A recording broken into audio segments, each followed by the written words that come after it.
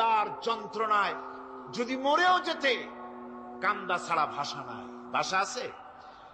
কোন হুঁশ ছিল আমাদের? কোন জ্ঞান ছিল?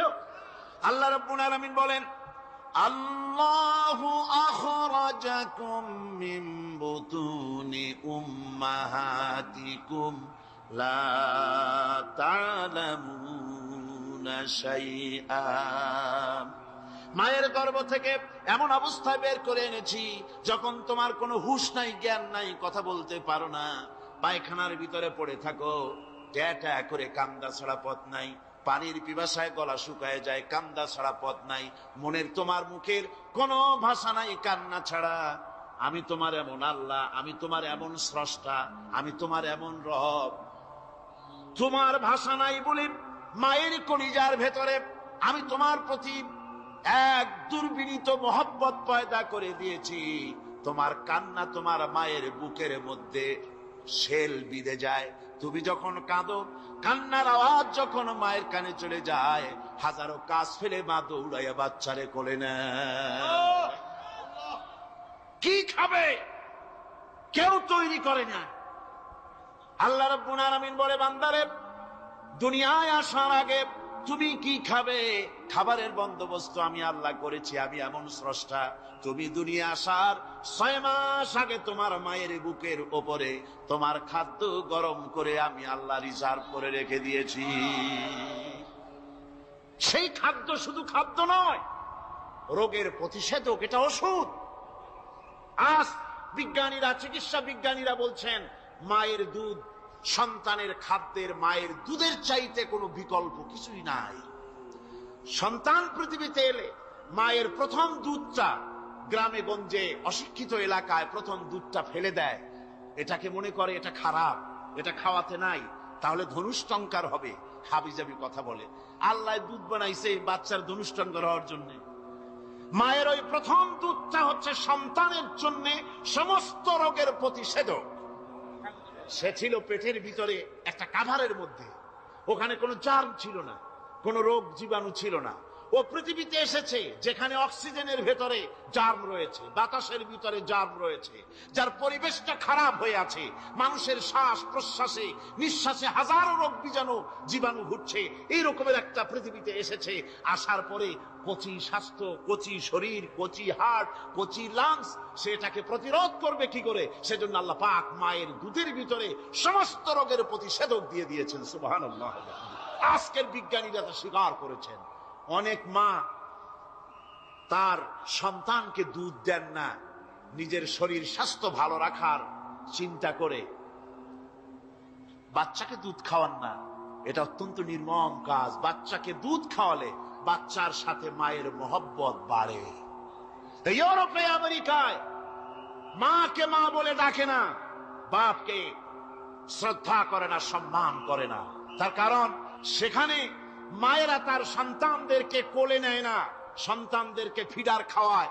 আর আমি নিজের চোখে দেখেছি, মায়েরা ইউরোপে, আমেরিকায় যখন শপিং এ আসে, তখন রাস্তায় যখন আসে, তখন ওই পুশ চেয়ার গুলিতে বাচ্চাকে শোয়াইয়া, বাচ্চা এভাবে পুশ চেয়ারে করে ঠেলে নিয়ে যায়, আর কুত্তার বাচ্চাগুলি কোলে করে ঘুরে বেড়ায়। কুত্তার বাচ্চা কোলে নেয়, নিজের বাচ্চা পুশ চেয়ারে করে ঠেলে। সেই জন্য মায়ের প্রতি সন্তানের মহব্বত হয় না, সন্তানেরও মায়ের প্রতি কোনো শ্রদ্ধা জাগে না।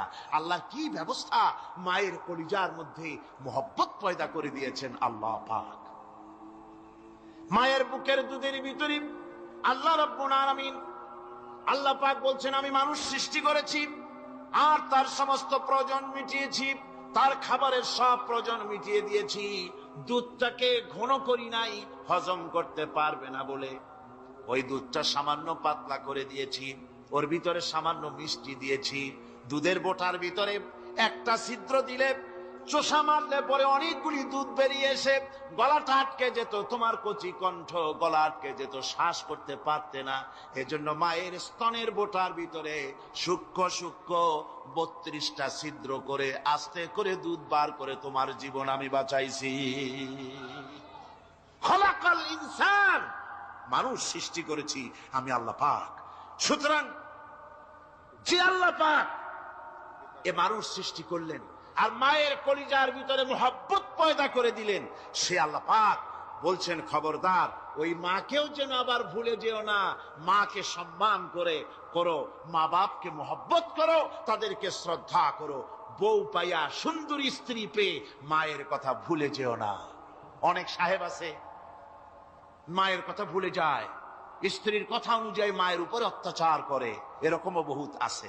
আল্লাহ পাক বলছেন শোনো, وَقَضَى رَبُّكَ أَلَّا تَعْبُدُوا إِلَّا إِيَّاهُ وَبِالْوَالِدَيْنِ إِحْسَانًا। তোমার প্রভুর পক্ষ থেকে ফয়সালা হয়েছে, চূড়ান্ত সিদ্ধান্ত হয়ে গিয়েছে, আমি আল্লাহর ইবাদতের পর তোমার মা বাপের ইহসান করবে, খেদমত করবে, তাদের জন্য উপকার করবে, তাদেরকে ভালোবাসবে।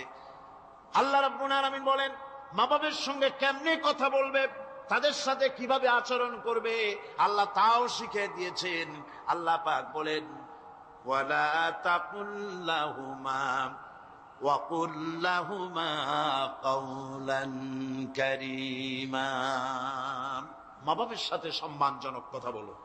ওয়াকুল লাহুমা কাওলান কারীমা, সম্মানজনক কথা বলো, মাথায় ঝাঁকি দিয়ে রাগ করে চোখ মোটা করে কথা বলো না।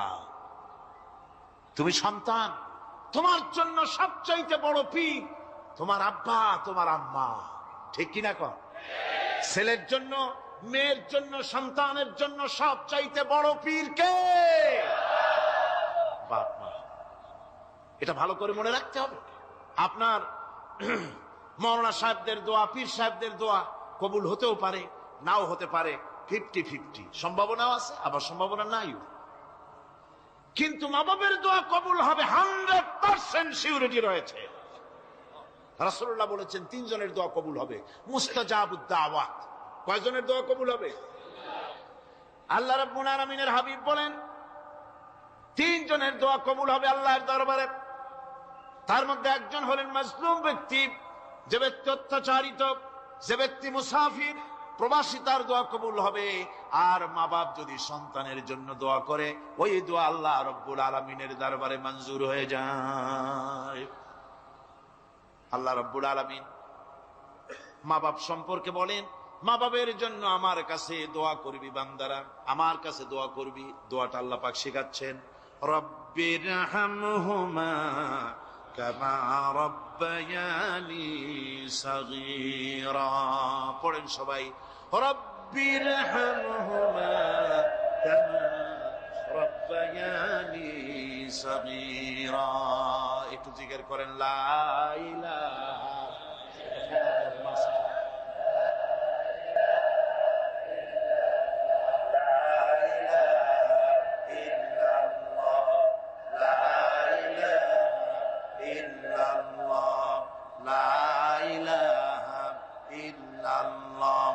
লা ইলাহা ইল্লাল্লাহু মুহাম্মাদুর রাসূলুল্লাহ।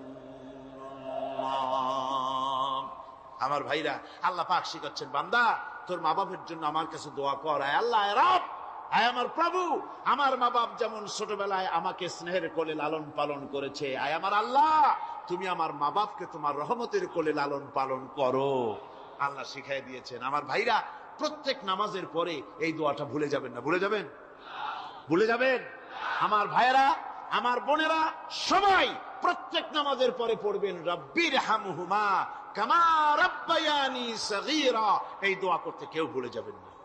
আল্লাহ রাব্বুল আলামিন বলে, বান্দারে ওয়াসাইনাল ইনসানা বিওয়ালিদাইহি ইহসানা حملته أمه كرها ووضعته كرها।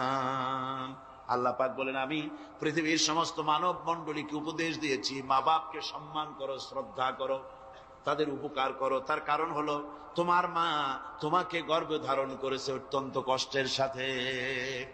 আল্লাহ বলতেছেন, মা তোমাকে গর্ভ ধারণ করেছে অত্যন্ত কষ্টের সাথে, এরপরে তোমাকে ডেলিভারি করেছেন অত্যন্ত কষ্টের সাথে, তোমাকে ডেলিভারি করেছেন। আমার ভাইয়েরা, জনাব অধ্যাপক মফিজুর রহমান সাহেব আমাকে বলছেন যে মাহফিলের চতুর্দিকে তার কাছে ওনাদের কাছে রিপোর্ট এসেছে এক শ্বাসরুদ্ধকর পরিবেশ সৃষ্টি হয়ে গিয়েছে। মহিলাদের ভেতরে 3 জন নাকি সেন্সলেস হয়ে পড়েছেন, এত প্রচন্ড ভিড় হয়েছে সেখানে। আমি আপনারা দোয়া করুন আল্লাহ যেন এই মাহফিলকে সুন্দর রূপে পরিচালিত করে দেন, রহমতের হাওয়া যেন বহায় দেন। জোরে কোন আমিন, আরো জোরে কোন আমিন। আমি দেখতে পাচ্ছি আপনারা ঠাসাঠাসি করে বসেছেন, তারপরেও আল্লাহ পাক কোরআন শরীফে বলেছেন তোমরা যদি অপর ভাইকে একটু জায়গা করে দাও, নিজের জায়গা কম করে আল্লাহ বেহেশতের মধ্যে তোমার জায়গা বাড়াই দিবেন, আল্লাহ পাক কোরআন শরীফে বলেছেন। আমি সমস্ত মুসলমান একজনও দাঁড়াবেন না, এক বান্দা দাঁড়াবেন না। বসা অবস্থায় আপনারা সামনের দিকে চেপে আসেন, এই মঞ্চের দিকে বসা অবস্থায় সমস্ত মানুষ নড়ে চড়ে বসেন, হরকতে বরকত হবে, নড়ে চড়ে বসেন। আর এই ফাঁকে দাঁড়াবেন না, খবরদার।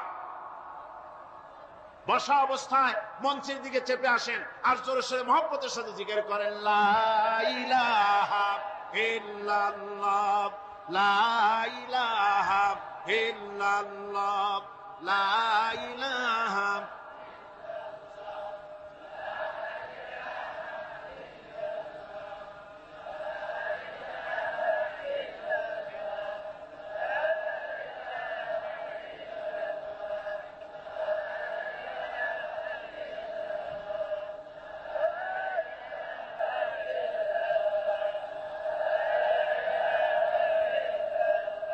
লা ইলাহা ইল্লাল্লাহ, লা ইলাহা ইল্লাল্লাহ, লা ইলাহা ইল্লাল্লাহ।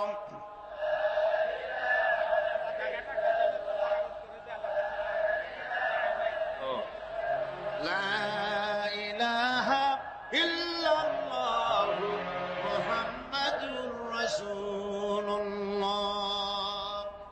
মুহতারাম বন্ধুবর, হযরত মাওলানা শামসুদ্দিন সাহেব মদ্দাজিল্লুহু বলছেন যে আল্লাহর কাছে দোয়া করেন না আল্লাহ মাঠটারে বড় করে দিক। আল্লাহ পারেন না? পারেন না? অবশ্যই পারেন। আল্লাহ পাক সকলের জন্য আসান করে দিন। তবে মনে রাখবেন এত বড় রহমতের মাহফিল জীবনে আর একবার পাবো কোনো নিশ্চয়তা নাই,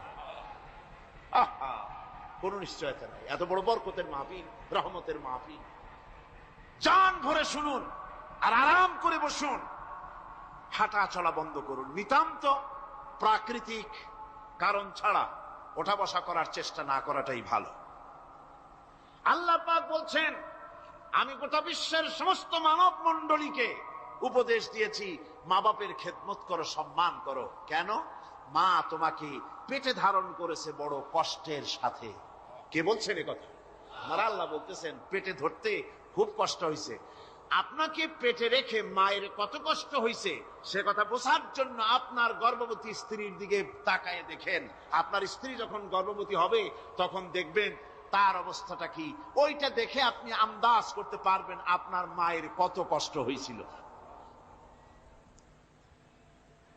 গভীর রাত্রে মানুষ সব ঘুমায় যায়, গর্ভবতী মা ঘুমাতে পারে না। সন্তান পেটের ভিতরে হাঁটু দিয়া গুতা মেরেছে, পা দিয়া লাথি মেরেছে। মা চরম শীতের রাত্রে, প্রচন্ড শীতের রাতে গায়ের লেপটা সরায় দিয়া মা একবার দাঁড়ায় আর একবার বসে, একবার দেওয়ালের সাথে হেলান দিয়া দাঁড়ায়, কষ্ট করে রাতটারে কাটায় দেয়। আবার সারাদিন সংসারের জন্য কাজ করেছেন, রান্না বান্না করেছেন মা, সকলকে খাওয়াইয়া মা শেষের দিকে খেতে গেছেন। যখন নিজে খেতে গেলেন খাবারের ক্ষুধা নিয়ে, পেট ক্ষুধা নিয়ে খেতে বসেছেন, পেটের ভিতরে সন্তান লাথি মেরেছে, পেটের মধ্যে ঘুষা মেরেছে, হাঁটু দিয়া গুতা মেরেছে। ভরা পেটে, পেটের ভিতরে সন্তান গুতা মারলো হাঁটু দিয়া, মাথা দিয়া। মা ক্ষুধা রয়েছে, পেটে খেতে পারলেন না, বেদনা শুরু হয়েছে। খাবারের থালাটা ঠেলে দিয়ে মা দাঁড়ালেন, বসলেন, চোখের পানি ফেললেন। এভাবে করে মা একটা দুইটা দিন নয় 10টি মাস পর্যন্ত সন্তানটাকে পেটের মধ্যে নিয়ে, একটা জীবিত মানুষ আর একটা জীবিত সন্তান পেটের মধ্যে নিয়ে নড়াচড়া করছেন, চলাফেরা করছেন। কিতাবের মধ্যে এসেছে রাতের বেলায় মা যে ঘুমাতে পারেন না সন্তানের নড়াচড়ার কারণে, রাতভর ইবাদত করলে যত সওয়াব পাওয়া যেত আল্লাহ ওই সওয়াব মায়ের আমলনামায় লিখে দেন। সন্তান পেটে থাকার কারণে খেতে পারে না, পেট ভরে ক্ষুধায় কষ্ট পায় মা, এই জন্যে 10 মাস ধরে রোজা রাখলে যে সওয়াব হতো আল্লাহ রাব্বুল আলামিন মায়ের আমলনামায় রোজার সওয়াব লিখে দেন। 10 মাস পুরে গেল, সন্তান ডেলিভারির সময়ে চলে এলো, মায়ের মন বিমর্ষ, সন্তান ডেলিভারি হবে, না জানি মরে যাই নাকি, না জানি অপারেশন লাগে নাকি, কি অবস্থা হবে। মা খেতে পারে না, মুখটা শুকায়া যায়। ডেলিভারির সময় যখন আসে, মা বাবার কাছ থেকে বিদায় নিয়ে যায়, স্বামীকে একান্তে গোপনে ডেকে নিয়ে বলে, প্রাণের স্বামী, দীর্ঘদিন একসঙ্গে ঘর কন্যা করেছি, অপরাধ হয়ে যেতে পারে, আমারে মাফ করে দিও। আমার মনে হয় এবার আমি আর বাঁচবো না, সংসার থাকলো চাবি থাকলো সব বুঝে নাও, আমারে মাফ করে দিও। মা চলে গেল সতিকা গৃহে, ক্লিনিকে চলে গেল, অপারেশন থিয়েটারে চলে গেল, অথবা ডেলিভারির জায়গায় চলে গেল। ডেলিভারি পেইন শুরু হয়ে গেল, বেদনা শুরু হয়ে গেল। এক একটা বেদনা যেন মায়ের এক একটা মৃত্যু যন্ত্রণা শুরু হয়ে যায়। এমন যন্ত্রণা, প্রসব বেদনা দুনিয়ার ভুক্তভোগী মা ছাড়া আর কেউ জানে না। এই চরম বেদনার ভেতর দিয়ে, চরম কষ্টের ভিতরে মা যখন একটা বাচ্চা প্রসব করলো, জেহাদের ময়দানের মতো মা রক্তাক্ত হয়ে গেলেন, সন্তান দুনিয়া এলো। মা তখন অস্থির থাকেন, এত বড় বিরাট কষ্টের ভিতরে। আল্লাহ রাব্বুল আলামিন বলেন, সন্তান যখন ডেলিভারি হয়ে গেল, মায়ের মনের ভিতরে আমি তখন এই ফিলিংস, এই টেন্ডেন্সি জাগ্রত করে দিই, দেখ কি হয়েছে। মা তখন দেখতে চায় কি হয়েছে। মায়ের সামনে যখন এত কষ্টের, হৃদয় রিংগ্রণ, কলিজার 32টি নাড়ি ছেঁড়া যন্ত্রণা আর সন্তান যখন মায়ের চোখের সামনে আসে, আল্লাহ পাক বলেন, মা যখন তার ছেলের মুখের দিকে তাকায়, মেয়ের মুখের দিকে তাকায়, আল্লাহ বলেন 10 মাসের পেটে ধরা কষ্ট আর ডেলিভারির সব কষ্ট মায়ের মন থেকে মুছে ফেলে দেই। আল্লাহ রাব্বুল আলামিন বলেন, খবরদার দুনিয়ার মানুষ, এমন মায়ের সাথে নাফরমানি করবি না, এ মায়ের সাথে নাফরমানি করবি না, মাকে সম্মান করবি, মার কাছে দোয়া চাবি। দুনিয়ায় যদি সম্মান চাও, রিজেক্ট চাও, মায়ের পায়ে ধরে কাঁদো। মায়ের জাতি অনেক সম্মান তার। রাসূল করিম সাল্লাল্লাহু আলাইহি সাল্লামকে প্রশ্ন করা হয়েছে, হুজুর খেদমত করবো কার? হুজুর কয় মায়ের। তারপরে কার?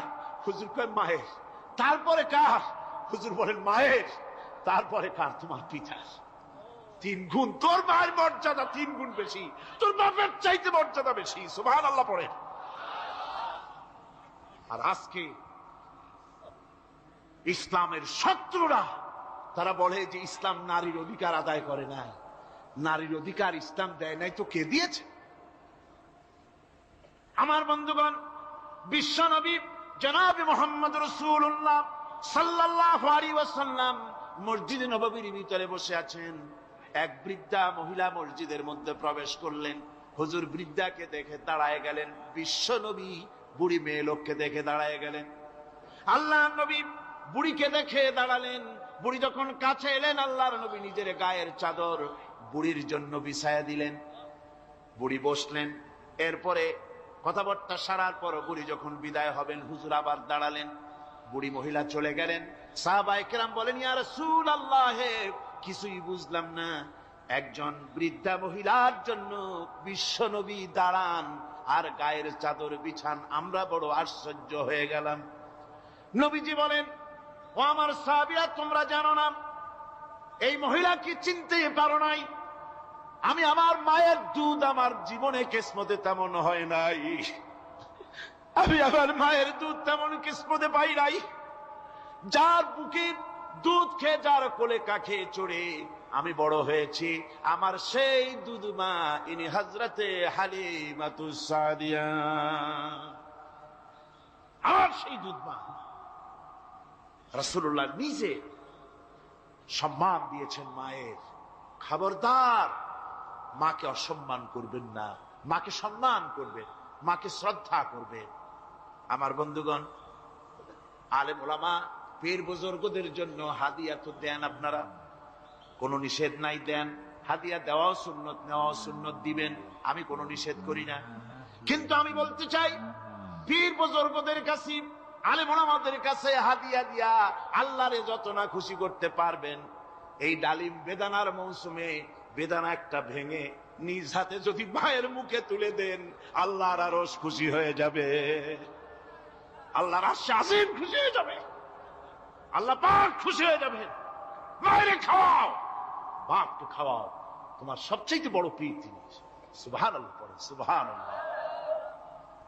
মা বাপ যদি একটু দোয়া করে দেয়, তোমার জিন্দেগির কাম শেষ। একটু বদদোয়া করলে জাহান্নামে যাবা। কোন পীর সাহেব বদদোয়া করলে জাহান্নামে যাবে এমন কথা নয়। কোন মাওলানা বদদোয়া করলে দোজখে যাবে এমন কথা নয়। রাসূল বলেছেন, হুমা জান্নাতুকা ওয়া নারুকা। মা বাপ তোমার বেহেশত, মা বাপ তোমার জাহান্নাম।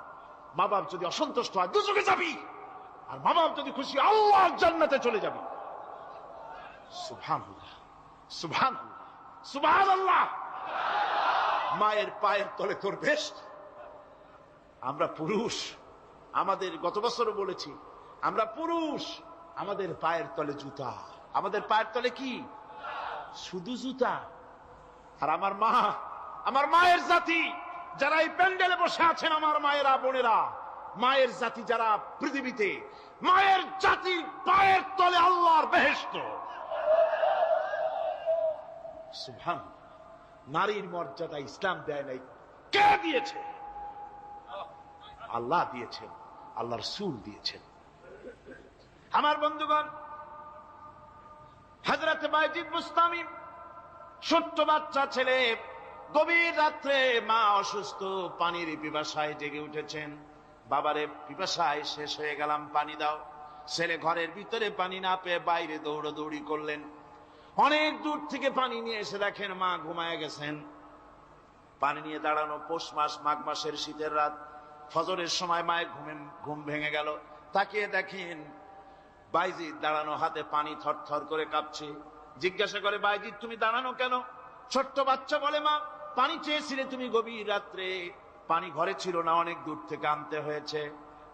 মা বলছে, ঘুমাও নাই কেন গ্লাস থুইয়া? বাচ্চা বলে, ঘুমাই নাই। তুমি যদি আবার পানি চাও, সময় মতো যদি দিতে না পারি, মা তোমার কষ্ট হবে। এই জন্য ফজর পর্যন্ত আমি দাঁড়ায় আছি, কখন তুমি পানি চাও। মা হাতের থেকে পানি নিয়ে পান করলেন। বাইজিদকে বিছানার উপরে আরাম করে কম্বল দিয়া ঘুম পড়াইয়া দিলেন। হযরত বাইজিদের মা উযু করে ফজরের নামাজ পড়ে সিজদায় চলে গেলেন। চিৎকার মেরে কেঁদে বলেন, আমার রব, আমার আল্লাহ, আমি আমার বাইজিদের মা, আমি মা হয়ে বাইজিদের জন্য দোয়া করি। বাইজিদ আমার জন্য আজকে যা করেছে, আমি মা, আমার কলিজা ঠান্ডা হয়ে গেছে। আয় আল্লাহ, আমি বাইজিদের জন্য দোয়া করি, তুমি তাকে সুলতানুল আরিফিন বানাইয়া দিও। মঞ্জুর হয়ে গেল আল্লাহ পাকের কাছে দোয়া। আমার ভাইরা, আল্লাহ পাক বলছেন, খবরদার, আমার ইবাদতের পরে মা বাপ। আল্লাহর ইবাদতের পরে কারা? মা বাপ। মা বাপকে সম্মান করো, শ্রদ্ধা করো, মোহাব্বত করো, কিসমত খুলে যাবে, কিসমত খুলে যাবে। মা বাপকে সম্মান করো। হযরত আবু হুরায়রা রাদিয়াল্লাহু তাআলা আনহু রাসূলের সামনে এসে কাঁদতেছেন। হুজুর বলছেন, আবু হুরায়রা কাঁদো কেন? কাঁদো কেন? রাতের বেলা কাঁদো কেন? হযরত আবু হুরায়রা বলছেন, হুজুর আমাকে মা মেরেছেন। হুজুর বলছেন, মা মারলো কেন? কোন অপরাধ করেছো? কোন গোস্তাখি করেছো? আবু হুরায়রা বলছেন, না হুজুর, কোন গোস্তাখি করি নাই, তবে মারলো কেন? হযরত আবু হুরায়রা বলছেন, হুজুর আমি আপনার দরবার থেকে ফিরতে রাত হয়ে গিয়েছিল। মা জিজ্ঞেস করলেন, আবু হুরায়রা এত রাত্রে কোথায় ছিলি? বললাম, আমি ছিলাম যে কদম চুমতে পারলে দুনিয়া ধন্য হয়, সেই দরবারে নববীর কদম মোবারক থেকে আসতে আমার দেরি হয়েছে। আমার মা মুশরিকা, আপনার নাম শুনে তার গায়ে আগুন জ্বলে উঠলো, আমাকে ধরে মারা আরম্ভ করলো। বলল, হয় আমার বাড়ি ছাড়বি, আর না হয় মুহাম্মদ সাল্লাল্লাহু আলাইহি ওয়াসাল্লামের দরবার ছাড়বি। আমি বললাম, আমার মা, তুমি বুড়ি মানুষ, তোমার গায়ে যত শক্তি আছে সমস্ত শক্তি দিয়ে আমারে পিটাও, আমারে মারো, মারতে মারতে আমাকে বাড়ি থেকে তুমি বের করে দাও। তোমার বাড়ি শুদ্ধ, তাম দুনিয়া ছেড়ে দিতে পারি, আল্লাহর নবীর কদম মোবারক ছেড়ে দিতে পারি না। তোমার মা তোমাকে মেরেছে, তুমি আমার কাছে নালিশ করছো? আমার তো এখানে ইন্টারফেয়ার করার কিছুই নেই। সুবহানাল্লাহ, সুবহানাল্লাহ। মা তোমাকে মেরেছে, এখানে আমার করার কিচ্ছু নাই। বিশ্ব নবী বলছেন, এত বড় পাওয়ারফুল নবী, লেজিসলেটিভ পাওয়ার, সারে আল্লাহ তাকে বানিয়েছেন শরীয়ত প্রণেতা। কোরআন শরীফ, কোরআন শরীফই শুধু হালাল ও হারামের, হালাল এবং হারামের, বৈধ এবং অবৈধের সীমা রাখা শুধু কোরআনই ঠিক করেনি, রাসূলের জন্য আল্লাহ ছেড়ে দিয়েছেন। আল্লাহ রাসূলও হারাম, হালাল এবং হারামের বৈধ, বৈধতা অবৈধতার সীমারেখা নির্ধারণ করেছেন। এত বড় ক্ষমতা তার, এত বড় পাওয়ারফুল বিশ্বনবী, তিনি বলছেন মা মেরেছে, আমার করার কিছু নাই। চিন্তা করেন কত বড় কথা, এ কথার লোড কত। হযরত আবু হুরায়রা বলেন, ইয়া রাসূলুল্লাহ, মা মাকে মেরেছেন, আমি আল্লাহর নবীর কাছে মায়ের বিরুদ্ধে নালিশ করতে আসি নাই। বললেন, কেন এসেছো? হযরত আবু হুরায়রা বলেন, হুজুর এসেছি একটা কারণে, আমি জানি আল্লাহ নবী যদি আল্লাহর দরবারে হাত উঠায়া কোনো জিনিস বলে, আল্লাহ রাব্বুল আলামিন সঙ্গে সঙ্গে মঞ্জুর করে নেন। হুজুর আমি এসেছি, মেহেরবানি করে দোয়া করুন আমার মাকে যেন আল্লাহ হেদায়েত নসিব করে দেন। আল্লাহ নবী হাত উঁচু করে বললেন, আল্লাহুম্মা হিদি উম্মা আবি হুরায়রা, আয় আল্লাহ আমি দোয়া করি আবু হুরায়রার মাকে তুমি হেদায়েত নসিব করে দাও। রাসূলুল্লাহ দোয়া করছেন আর আবু হুরায়রা সমানে দৌড়াচ্ছেন। তিনি দৌড়াচ্ছেন, পেছন থেকে কয়েকজনে আবু হুরায়রার জামা টেনে ধরেছে, দৌড়ো। তাদের জানা আবু হুরায়রা খুব ভদ্রলোক মানুষ, কোন ঝড় ঝামেলার মধ্যে থাকে না, রাগ সাগ করে না, চিৎকার মারে না, দৌড় মারে না, এত ভদ্র শরীর, দৌড়ায় কেন? না জানি কোন বিপদ বুঝি ঘটে গেছে। পিছন থেকে জামা টেনে ধরে বলে, দৌড়াও কেন? হযরত আবু হুরায়রা জামা সাহাবীর হাত থেকে ছিনায় নিয়ে বলেন, জামা ছেড়ে দাও, আমাকে দৌড়াতে দাও। আমি দৌড়াইয়া বাড়ি যে দেখতে চাই, আমি দৌড়াইয়া আগে আমার বাড়ি পৌঁছতে পারলাম না, আমি যাওয়ার আগে আমার আল্লাহর নবীর দোয়া আমার বাড়ি পৌঁছে গেছে, আমি এইটা দেখতে চাই। হযরত আবু হুরায়রা বাড়িতে গিয়ে দরজা নক করলেন, ভেতর থেকে আওয়াজ এলো, কে? হযরত আবু হুরায়রা বলেন, মা আমি তোমার আবু হুরায়রা ফিরে এসেছি। মা বলছেন, বাবা অপেক্ষা করো, দরজা খুলতেছি। হযরত আবু হুরায়রা বলেন, মায়ের গলার আওয়াজের ভিতরে শিরকিয়াতের কর্কশতা পেলাম না, মায়ের গলার আওয়াজের ভিতরে তাওহীদের গন্ধ পেলাম। আমার মনে হলো নবীজির নিক্ষিপ্ত তীর তার নিশানায় পৌঁছে গেছে। কিছুক্ষণ পর মা আমার বেরিয়ে এলেন, মাথা থেকে চুলের থেকে, বুড়ি মানুষ, সাদা চুলের ভিতর থেকে পানি পড়তেছে।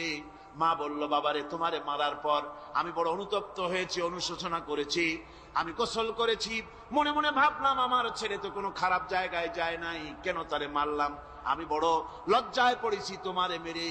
ও আমার আবু হুরায়রা, আমি গোসল করেছি, পবিত্র হয়ে গেছি, জলদি করে আমাকে নিয়ে চলো বিশ্ব নবী জনাবে মুহাম্মদুর রাসূলুল্লাহর দরবারে।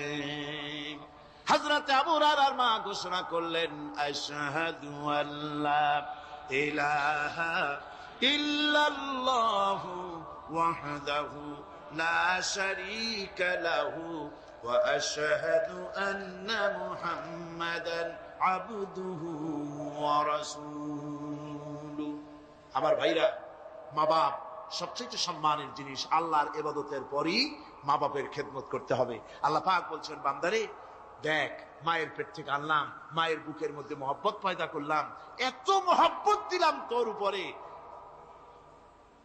যে কোনো বিদেশে যান, যেখানে যান, বাড়িতে ফিরলে পরে সকলে, ছেলে মেয়ে ভাই বোন সবাই দেখবে সুটকেসে আমার জন্য আনছে কি।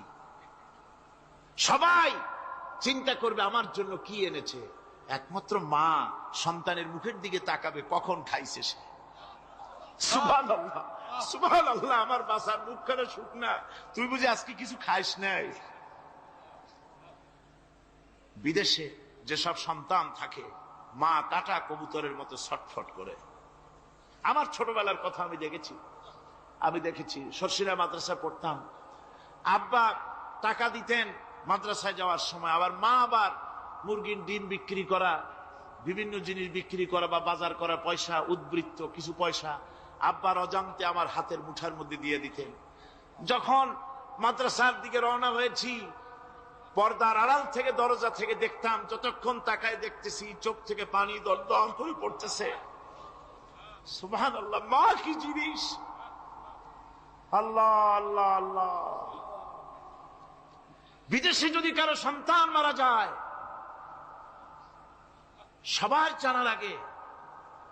কবি বলতেছেন, বিদেশে বিরাজ্যে যার পুত্র মারা যায়, পশু পক্ষী না জানিতে আগে জানে মা। মায়ের কলিজার তারে টান লেগে যায়, মা বুঝতে পারে আমার সন্তানটা নাই। আহারে মা! আমার বন্ধুগণ, মা যার বেঁচে আছে বেয়াদবি করেছেন, পাও ধরে মাপ নিয়ে নেবেন, পাও ধরে মাপ নিয়ে নেবেন। মা তো পাও ধরে দেখবেন মাফ করে দিবে। সুবহানাল্লাহ সুবহানাল্লাহ, কত দরদ তার বুকের মধ্যে। আর মা বাপকে সম্মান করবে। যাক, এ বিষয়ের উপরে আমি আর যেতে চাই না। শুধু আমি আপনাদের বললাম, এই বিশাল জনতাকে বললাম, সবচাইতে বড় পীর আপনার জন্য আপনার মা বাপ। সবচাইতে বড় পীর কে? মা বাপ। দাম অনেক অনেক গুণে বাড়িয়ে দিয়েছে। এই কন্যা, শিশু, কৈশোর, যৌবন পেরিয়ে যখন যৌবনে তার বিয়ে হয়ে যায়, আল্লাহ রাব্বুল আলামিন তখন বলেন, ওয়া মিন আয়াতিহি আন খালাকা লাকুম মিন আনফুসিকুম আজওয়াজান লিতাসকুনু ইলাইহা ওয়া জাআলা বাইনাকুম মাওয়াদ্দাতান ওয়া রাহমা। আল্লাহ পাক বলেন, আমার নিদর্শনের ভিতরে এটাও একটি নিদর্শন যে আমি তোমাদের থেকে তোমাদের জোড়া তৈরি করেছি, তোমাদের স্ত্রীদেরকে তৈরি করেছি, তোমাদের সাথে তোমাদের স্ত্রীর ভালোবাসা সৃষ্টি করেছি, মহব্বত সৃষ্টি করেছি। এই মহব্বত আমি আল্লাহ তৈরি করেছি। আর যখন বুড়ো হয়ে যায় মানুষ, স্বামী স্ত্রী যখন বুড়ার বুড়ি হয়, তখন আর ভালোবাসা থাকে না, তখন ওই ভালোবাসা সহৃদয়তার করুণায় আমি আল্লাহ পরিণত করে দেই। বুড়ার জন্য তখন বুড়ি ছাড়া আর উপায় নাই, বুড়িরও আর বুড়া ছাড়া উপায় নাই।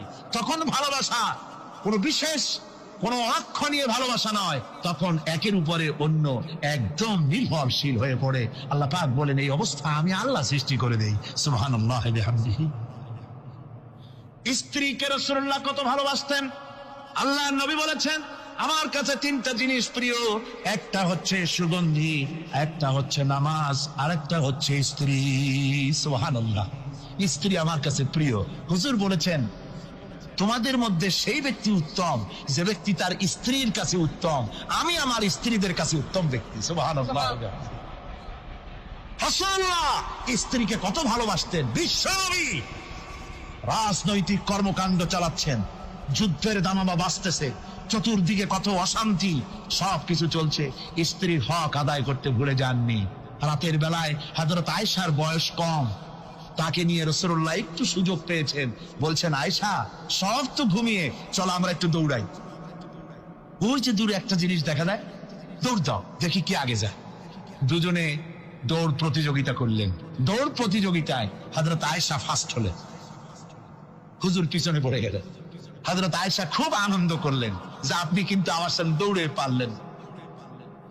পরবর্তী কিছু কাল যাওয়ার পর হযরত আয়েশা বলেন, হুজুর আজকে আবার বললেন যে চলো আয়েশা একটু দৌড়াই।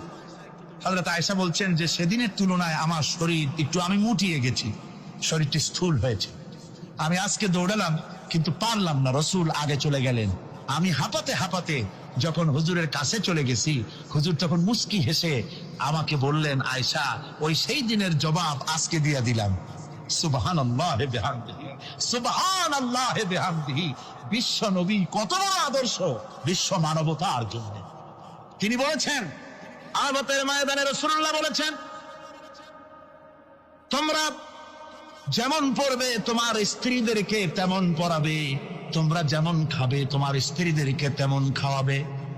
স্ট্যান্ডার্ড মেনটেন করবে। তুমি ভালো দামের কাপড় পরবে, স্ত্রীকে খারাপ দিবে তা নয়। অধিকার দুজনেরই সমান, স্বামী এবং স্ত্রী সমান অধিকার। কিন্তু আমরা তা বুঝতে পারি না, বুঝতে চাই না। আমরা অনেকে মনে করেছি বিয়ে যখন করছি তখন আমি তো নওয়াবজাদা নসরুল্লাহ খান, আর বউ তো কেনা দাসী। না, সে কিন্তু দাসী নয়, তার মর্যাদা আছে, তার সম্মান আছে, তার সম্মান আপনাকে দিতে হবে। রাসূলুল্লাহ দিয়েছেন, আপনাকেও দিতে হবে। রান্না বান্না হতে দেরি হয়, কত গালাগালি শুনতে হয় নারীকে। আল্লাহর নবীর স্ত্রী হযরত আয়েশা বলেছেন, আল্লাহর নবী কাজ করে, মানুষের সঙ্গে কথা বলে, রাষ্ট্রীয় দায়িত্ব পালন করে ঘরের ভিতরে সে যখন দেখেছেন রান্না হতে দেরি আছে, রাসূলুল্লাহ বিরক্ত হন নাই, ভুরু কুঞ্চিত করেন নাই, চোখ মোটা করেন নাই, আমাকে কোনো কথা শোনান নাই, বরং আমার কাছে বসে রান্নায় আমাকে সহযোগিতা করেছেন। সুবহানাল্লাহ ওয়া বিহামদিহি। এই হলো আল্লাহর রাসূল, এই হলো বিশ্ব নবী। স্ত্রীর সঙ্গে কি মহব্বত! সুবহানাল্লাহ ওয়া বিহামদিহি। হুজুর মহব্বত করতেন স্ত্রীদেরকে। রাসূলুল্লাহর ঘরে দৌলত ছিল না, কিন্তু মহব্বত দিয়ে ভরা ছিল ঘরটা।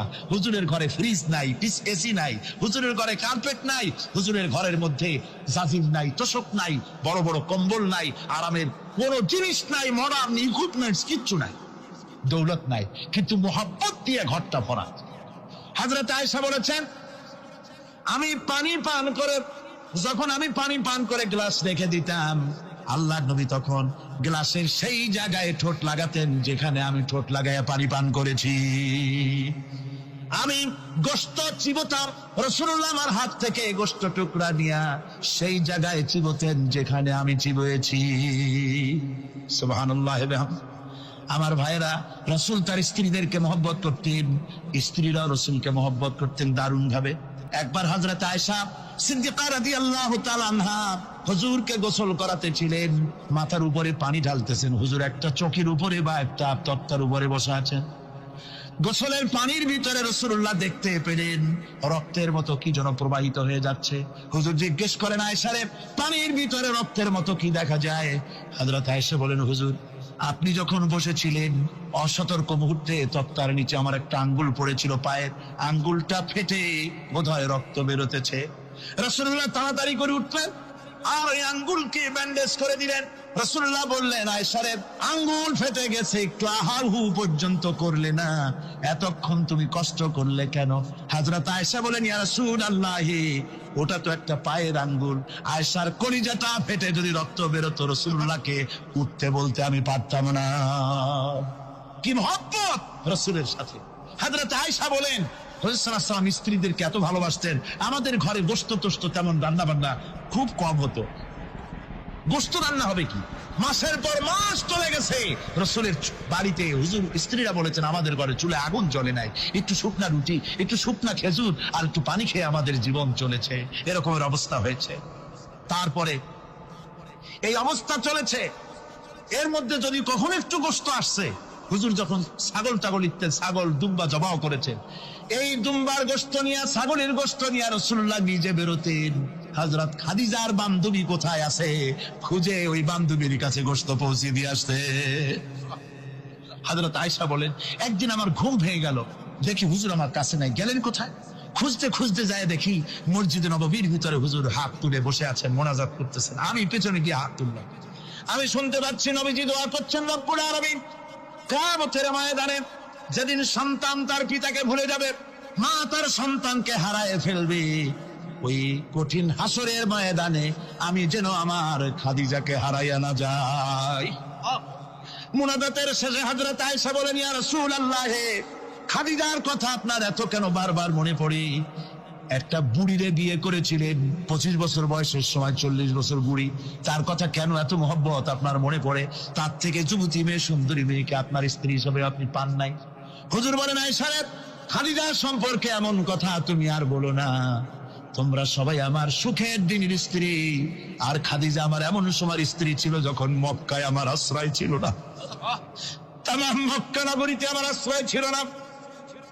খাদিজার সঞ্চিত সমস্ত ধনরাশি ইসলাম কবুল করার পর দুহাতে খাদিজা বিতরণ করে দিয়েছে।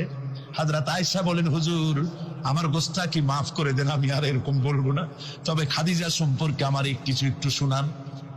হুজুর বলে, সাড়ে সরব গভীর রাত যত রাত হোক না কেন, ইসলামের দাওয়াত দিয়ে দিয়ে গভীর রাত্রে আমি যখন বাসায় ফিরেছি, ঘরে এসেছি, দরজায় একটা মাত্র ডাক দিয়েছি, খাদিজা। অমনি দরজা খুলে গেছে।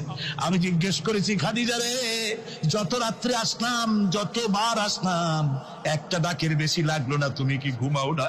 হযরতে খাদিজা বলেছেন, ইয়া রাসূলুল্লাহ, আমার মনের ভিতরে ভয় থাকে, আল্লাহ রাসূল দিনের খেদমতে বাইরে আছেন, আমি যদি আরামে বিছানায় ঘুমায় থাকি আর নবীজি দরজার কাছে দাঁড়ায় আমারে ডাকাডাকি করবে, উঠতে যদি দেরি হয়ে যায় নবীজির সঙ্গে বেয়াদবি হয়ে যাবে, এই মনে করে আপনি না আসা পর্যন্ত দরজার সাথে পিঠ লাগাই আমি দাঁড়াইয়া দাঁড়াইয়া ঘুমাই। আমার ভাইরা, হযরতে খাদিজার ইজ্জত স্বয়ং আল্লাহ দিয়েছেন। কে দিয়েছেন? হাদিস শরীফে এসেছে, রাসূলুল্লাহ জাবালে নূরে বসা, গাড়ে হেরার ভিতরে বসা, হযরতে জিবরাইল রাসূলুল্লাহর সঙ্গে কথা বলতেছেন। একটু পরে হযরতে জিবরাইল বলেন, ইয়া রাসূলুল্লাহ, আমি আর এখানে বসবো না, আমি এখন চলছি। আমি দেখতে পাচ্ছি খাদিজা আসতেছে আপনার জন্য খাবার নিয়ে। খাদিজা যখন আপনার কাছে পৌঁছে যাবে, আপনি খাদিজাকে শোনায় দিবেন, আল্লাহ রাব্বুল আলামিন খাদিজাকে সালাম জানাইছে। সুবহানাল্লাহ। রাসূলুল্লাহর কাছে হযরতে খাদিজা যখন আসলেন, হুজুর বললেন, খাদিজা, আজকে তোমার জন্য দারুণ সুখবর। বলে কি? বলে, আল্লাহ পাক জিবরাইল কেমন উঠে গেল আমার কাছ থেকে, জিবরাইল বলে গেল, আল্লাহ তোমাকে সালাম বলেছে। হযরত খাদিজা কেঁদে ফেললেন, বললেন, ইয়া রাসূলুল্লাহ, আমার নারী জন্ম সার্থক, আল্লাহ আমাকে সালাম বলেছে, এর জবাব কেমনে দিতে হয় হুজুর আমি তো জানি না, আপনি আমার পক্ষ থেকে আল্লাহর সালাম কিভাবে দেওয়া লাগে আপনি দিয়ে দিন, আমি তো বুঝি না কেমনে আল্লাহর সালামের জবাব দেব। হুজুর বললেন, খাদিজা, শুধু আল্লাহ নয়, জিবরাইলও তোমাকে সালাম বলে গেছে। হযরতে খাদিজা বললেন, হযরত জিবরাইলকে আমার সালামের জবাবটা ওয়ালাইকুমুস সালাম বলেন। হযরত খাদিজার এই মর্যাদা ছিল। আমার ভাইরা, রাসূল পাক সাল্লাল্লাহু আলাইহি ওয়াসাল্লাম এভাবে মহব্বত করেছেন স্ত্রীদেরকে। সুতরাং স্বামী স্ত্রীর মহব্বত আল্লাহ জান্নাতি নিয়ামত। কিসের নিয়ামত? যে ঘরের মধ্যে স্বামী স্ত্রীর মধ্যে মিল মহব্বত আছে, এটা বেহেশতের মতো, আর যেখানে মিল মহব্বত নাই, এটা জাহান্নামের মতো। ঠিক কি? সুতরাং মহব্বত করুন, বেশি বেশি স্যাক্রিফাইস করুন, বেশি বেশি স্যাক্রিফাইস। নারীদের ব্যাপারে বলা হয়েছে, পুরুষকে বলা হয়েছে অধিকার আদায় করো, সব ব্যাপারে সমান অধিকার, কিন্তু নারীকে একটা ব্যাপারে বলা হয়েছে, নারী শোনো, পুরুষের মর্যাদা তোমার চাইতে আল্লাহ রাব্বুল আলামিন বেশি দিয়েছেন। আর রিজালু কাওয়ামুনা আলান নিসা, নারীদের উপরে পুরুষের প্রাধান্য আল্লাহ পাক দান করেছেন। একদিন একজন সাহাবী বলেছিলেন, ইয়া রাসূলুল্লাহ, জংলি উট দেখলাম আপনার পায়ের উপরে সিজদায় পড়ে গেল, আপনি যদি আমাদেরকে অনুমতি দিতেন না, আপনাকে আমরা সিজদা করতাম। আল্লাহ নবী বললেন, মানুষ মানুষকে সিজদা করা, এ পারমিশন যদি আমি দিতাম, তাহলে দুনিয়ার সমস্ত স্ত্রীদেরকে বলতাম তারা যেন তাদের স্বামীকে সিজদা দেয়। স্বামীর মর্যাদা এখানে বেশি। সুতরাং অধিকার সমান, কোনো সন্দেহ নাই, কিন্তু স্বামীর একটা আলাদা মর্যাদা আছে, সেই সম্মানও তাকে দিতে হবে। এরপরে এই সমান অধিকারের ভিত্তিতে স্বামী স্ত্রী চলতে থাকে, মাঝখানে আল্লাহ পাক তাদেরকে সন্তান দান করে। আল্লাহ তাদেরকে, নারীকে লেখাপড়ার অধিকার দিয়েছেন, ইসলাম তাকে লেখাপড়ার অধিকার দিয়েছে, শিক্ষার অধিকার দিয়েছে। হযরত আয়েশা সিদ্দিকা রাদিয়াল্লাহু তাআলা আনহা শিক্ষয়িত্রী ছিলেন, হাফেজা ছিলেন, হাদিসের হাফেজা ছিলেন, কোরআনের হাফেজা ছিলেন, হাজার হাজার সাহাবায়ে কেরামদের তিনি ওস্তাদ ছিলেন। সুবহানাল্লাহ। নারীদের ব্যাপারে অধিকাংশ মাসালা হযরত আয়েশা সিদ্দিকা রাদিয়াল্লাহু তাআলা আনহার অবদান। সুবহানাল্লাহ। নারী যুদ্ধ করেছে, যুদ্ধের ময়দানে নারীর অধিকার আছে। নারী চাকরি করতে পারবে, নারী ব্যবসা করতে পারবে, নারী লেখাপড়া করতে পারবে, নারী সেনাবাহিনীতে যেতে পারবে, নারী সব করতে পারবে, কিন্তু পর্দার মাধ্যমে। একটা লোক গিয়ে কাঁদতেছিল মুসলমান হওয়ার পরও। হুজুর কয়, কান্দো কেন? কই যে আমার গুনাহ কি মাফ হয়েছে? হুজুর বলেন, হ্যাঁ মাফ হয়ে গেছে, কলেমা পড়ছো, মাফ হয়ে গেছে। কয় যে হুজুর আমি তো মারাত্মক গুনাহ করছি। বলে কি? বলে আমার একটা মেয়ে, সেই মেয়েটাকে নিয়ে আমি, ঘটনা লম্বা, আমি সংক্ষেপে বলতেছি, মেয়েটাকে ফাঁকি দিয়া তাহলে আমি মারবো, বুঝতে দেই নাই আমার বউরে, বললাম চলো বেড়াইতে যাই। মেয়েটা আমার সাথে সাজাই দিয়েছে, তার মা বেড়াতে নিয়ে যাবো এই কথা মনে করে। মেয়েটা কদ্দূর যায়, আবার আব্বা আব্বা বলে আমার দিকে ফিরে আসে, আবার পিছনে থাকে, আবার আব্বা আব্বা বলে জড়ায় ধরে। এইভাবে করতে করতে যখন নির্জন এলাকায় গেলাম, আমি পাহাড়ের পাশে গর্ত খোঁড়া আরম্ভ করলাম। গর্ত খুঁজি আর মাটি ছিটে এসে আমার দাড়িতে লাগে। বাচ্চা মেয়েটা আমার কাছে এসে দাড়ি দিয়ে ধুল ঝাড়ায় দেয়, কয় আব্বা তোমার দাড়িতে ধুল লাগতেছে, তুমি এই কষ্ট করতেছো কেন? মেয়ে তো বোঝে না যে আমি তার জন্যই কবর খুঁজতেছি। কবরটা খোঁড়া হয়ে যাওয়ার পর মেয়েটারে বান্ধা শুরু করলাম। মেয়ে এখন কাঁদতেছে, বাবা আমার বান্ধব কেন? আমি তারে বাঁধা জোরে ওর মধ্যে নিক্ষেপ করে দিলাম। মেয়েটা গর্তের মধ্যে বসে চিৎকার করে বলছে, আব্বা তুমি আমারে বাঁচতে দাও, আমি তোমারে বাপ বলে সমাজে হ্যাঁ করবো না, আমি ভিক্ষা করে খাবো, আমার পারু না। লোকটি বলছি, ইয়া রাসূলুল্লাহ, আমার মনে দরদ আসলো না। আমি একটা পাথর উঁচু করে আমার মেয়ের বুক লক্ষ্য করে জোরে মেরে দিলাম। বুকটা ফেটে রক্ত ফিনকি দিয়ে উঠলো, আর মেয়ের বুক থেকে আওয়াজ বেরোলো, আব্বা। আমার কানে যেন এখনো সেই আওয়াজ বাজে। হাদিস শরীফে এসেছে, হুজুরের চোখের পানি দাড়ি ভিজে ভিজে জামার উপরে পড়তে ছিল। হুজুর বললেন, আহারে, মানুষও পারে এইরকম কাম করতে।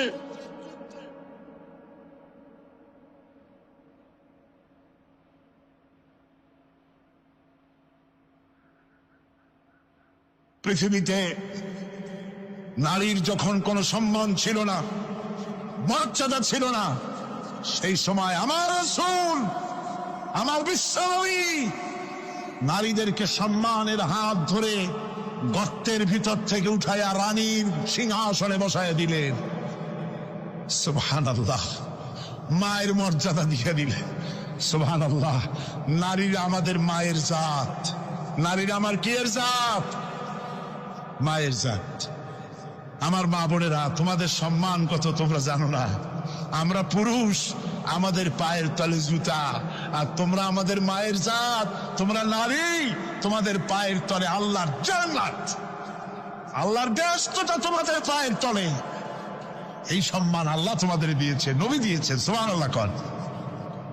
ভাইরা আমার, অধিকার ইসলাম দিয়েছে। বিবাহ যখন হয়, এই বিবাহের সময় এজেন্ট আনতে হয়। আর বিবাহ হচ্ছে বিবাহ বৈঠক। এজেন্ট আনার জন্য ওই যে কি জানি কয়, ম্যারেজ রেজিস্ট্রার বা মৌলবি সাহেব, কার অনুমতি আগে নেয়? বলেন কার অনুমতি? তাহলে অধিকার ইসলাম পুরুষে দিল না মেয়ে লোকে দিল? আচ্ছা, মেয়ে লোকের কাছে যাও, মেয়েটাকে জিজ্ঞেস করো সেই বিবাহে রাজি আছে কিনা। সুবহানাল্লাহ পড়ে, এই বিবাহে রাজি আছে কিনা জিজ্ঞেস করো, তার অধিকারই বেশি। এরপরে এই বিবাহে করার ব্যাপারে কত বৈষম্য। আজ বিবাহ করতে গেলে যৌতুকের প্রথা এসেছে। রাসূলুল্লাহ যৌতুক দিয়েছিলেন। ওটা যৌতুক না, ওটা উপহার, ওটা হাদিয়া। রাসূলুল্লাহ তোহফা দিয়েছিলেন হুজুরের জামাই। সুবহানাল্লাহ, কি জামাই! এক জামাই তো জিন্নুর আইন, যাকে ফেরেশতারা পর্যন্ত লজ্জা করতো যারে দেখে, হযরত উসমান রাদিয়াল্লাহু তাআলা আনহু।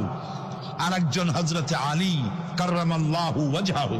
হযরত আলী, যার সম্পর্কে রাসূল পাক সাল্লাল্লাহু আলাইহি ওয়াসাল্লাম যাকে কত সম্মান দিয়েছেন, কত মর্যাদা দিয়েছেন, এই হলো হযরত আলী, হুজুরের জামাই। আনা মাদিনাতুল ইলম ওয়া আলিউম বাবুহা। আমি হলাম জ্ঞানের রাজ্য, আর আলী হলো সেই রাজ্যে প্রবেশের দরজা। সুবহানাল্লাহ।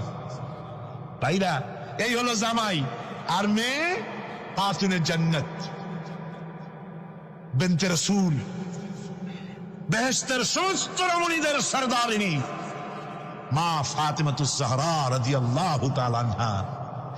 কি উপহার দিলেন বিয়েতে রাসূল! এই মেয়ে আর এই জামাই। উপহার হলো খেজুরের ছোবড়ার একটা তোশক, পানি উঠাবার জন্য একটা মশক, আর আটা পেশা একটা জাথা। এই হলো নবীর মেয়ে আর জামাইয়ের জন্য উপহার। রাসূলের প্রতি কি ভালোবাসা দেখেছেন হযরত উম্মে হাবিবা রাদিয়াল্লাহু তাআলা আনহা, আমাদের মা আবু সুফিয়ান রাদিয়াল্লাহু তাআলা আনহু, তার মেয়ে। তার কাছে আবু সুফিয়ান তখনও কাফের, সেই কুফরি হালতে মেয়ের ঘরে গিয়েছেন। যাওয়ার পরে হযরত উম্মে হাবিবা বাপ যখন বসতে গিয়েছেন তখন উম্মে হাবিবা বলছেন যে আব্বা একটু দাঁড়ান। এই অবস্থায় দাঁড়াতে বলে বিছানাটা উল্টায়া দিয়া তারপরে বললেন যে বসেন। বাপ মনে খুব দুঃখ পেলেন। আবু সুফিয়ান বললেন, মা উম্মে হাবিবা, আমি তোমার পিতা, ভালো একটা বিছানা থাকলে তাই বিছায় দেওয়া উচিত ছিল, আর তুমি বিছানাটা উঠাইয়া তারপরে আমার খালি জায়গায় বসতে বললা, আমি তোমার ব্যবহারে আহত হলাম। হযরত উম্মে হাবিবা বলেন, আব্বা জান, নিশ্চয়ই আপনি আমার আব্বা, শ্রদ্ধেয় পিতা, কোনো সন্দেহ এতে নাই, কিন্তু আপনি একজন কাফের। আল্লাহর রাসূল যে বিছানায় বসেন সেই বিছানা আমি একটা কাফেরকে বসতে দিতে পারি না। সুবহানাল্লাহ। তিনজনের দোয়া কবুল হবে আল্লাহর দরবারে। তার মধ্যে একজন হলেন মাজলুম ব্যক্তি, যে ব্যক্তি অত্যাচারিত, সে ব্যক্তি মুসাফির, প্রবাসী, তার দোয়া কবুল হবে। আর মা বাপ যদি সন্তানের জন্য দোয়া করে, ওই দোয়া আল্লাহ রব্বুল আলামিনের দরবারে মঞ্জুর হয়ে যায়। আল্লাহ রব্বুল আলামিন মা বাপ সম্পর্কে বলেন, মা বাবের জন্য আমার কাছে দোয়া করবি বান্দারা, আমার কাছে দোয়া করবি। দোয়াটা আল্লাহ পাক শেখাচ্ছেন, রব্বিরহামহুমা কামা রব্বায়ানি সগীরা। পড়েন সবাই, রব্বিরহামহুমা কামা রব্বায়ানি সগীরা। একটু জিকির করেন, লা ইলাহা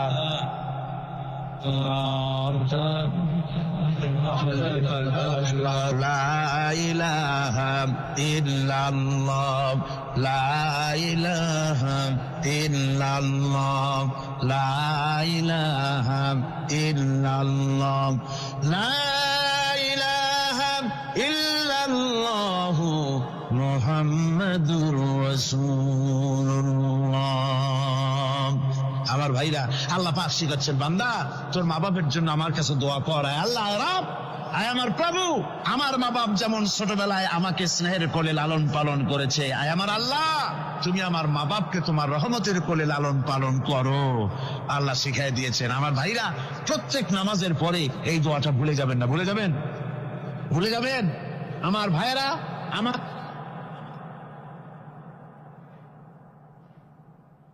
وَوَصَّيْنَا الْإِنسَانَ بِوَالِدَيْهِ إِحْسَانًا حَمَلَتْهُ أُمُّهُ كُرْهًا وَوَضَعَتْهُ كُرْهًا। আল্লাহ পাক বলেন, আমি পৃথিবীর সমস্ত মানব মণ্ডলীকে উপদেশ দিয়েছি, মা বাপকে সম্মান করো, শ্রদ্ধা করো, তাদের উপকার করো। তার কারণ হলো, তোমার মা তোমাকে গর্ভে ধারণ করেছে অত্যন্ত কষ্টের সাথে। আল্লাহ বলতেছেন, মা তোমাকে গর্ভ ধারণ করেছে অত্যন্ত কষ্টের সাথে, এরপরে তোমাকে ডেলিভারি করেছেন অত্যন্ত কষ্টের সাথে, তোমাকে ডেলিভারি করেছেন। গভীর রাত্রে মানুষ সব ঘুমায় যায়, গর্ভবতী মা ঘুমাতে পারে না, সন্তান পেটের ভিতরে হাঁটু দিয়া গুতা মেরেছে, পা দিয়া লাথি মেরেছে।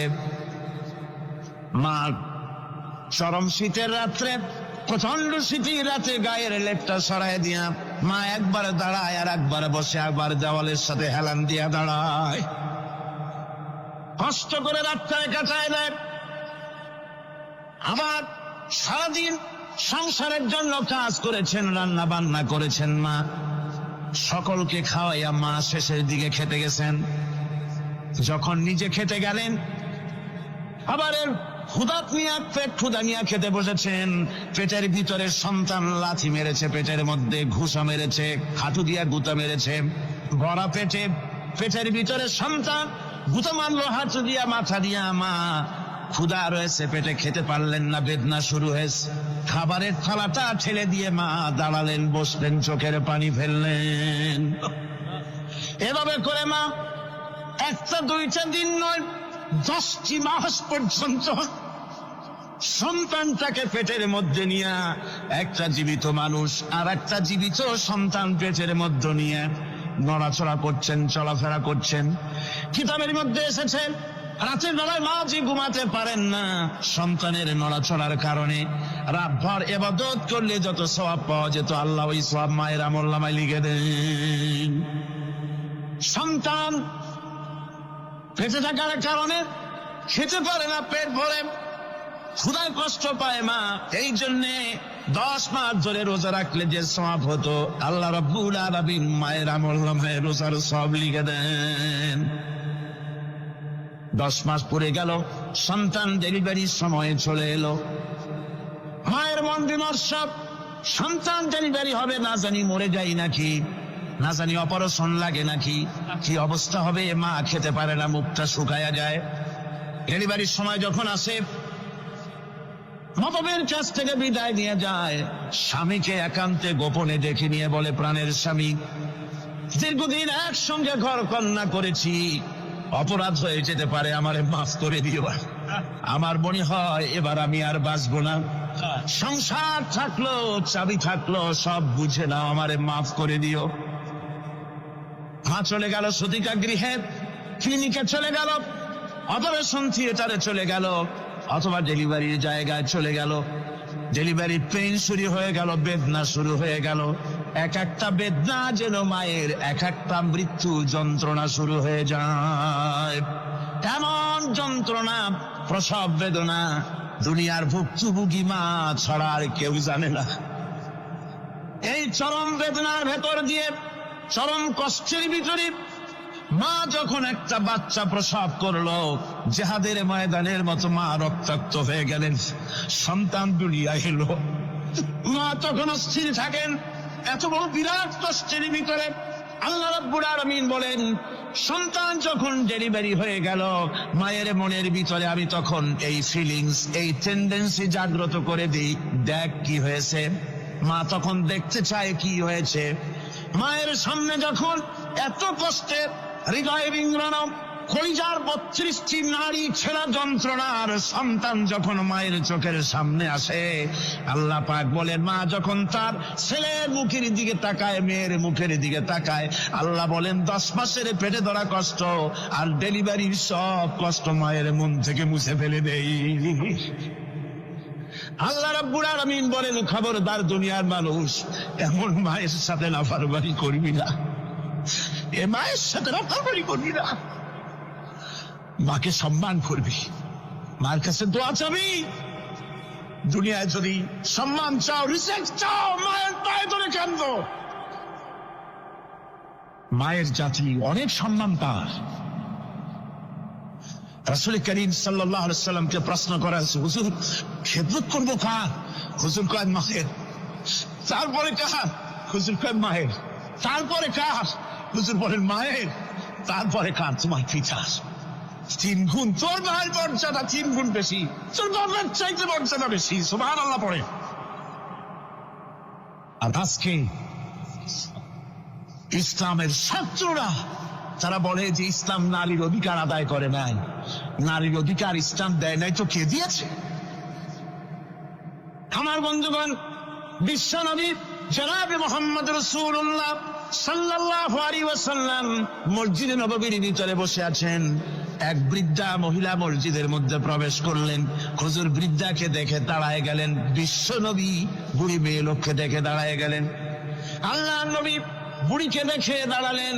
বুড়ি যখন কাছে এলেন, আল্লাহর নবী নিজের গায়ের চাদর বুড়ির জন্য বিছায়া দিলেন। বুড়ি বসলেন। এরপরে কথাবার্তা সারার পর বুড়ি যখন বিদায় হবেন, হুজুর আবার দাঁড়ালেন। বুড়ি মহিলা চলে গেলেন। সাহাবায়ে কেরাম বলেন, ইয়া রাসূলুল্লাহ, কিছুই বুঝলাম না, একজন বৃদ্ধা মহিলার জন্য বিশ্বনবী দাঁড়ান আর গায়ের চাদর বিছান, আমরা বড় আশ্চর্য হয়ে গেলাম।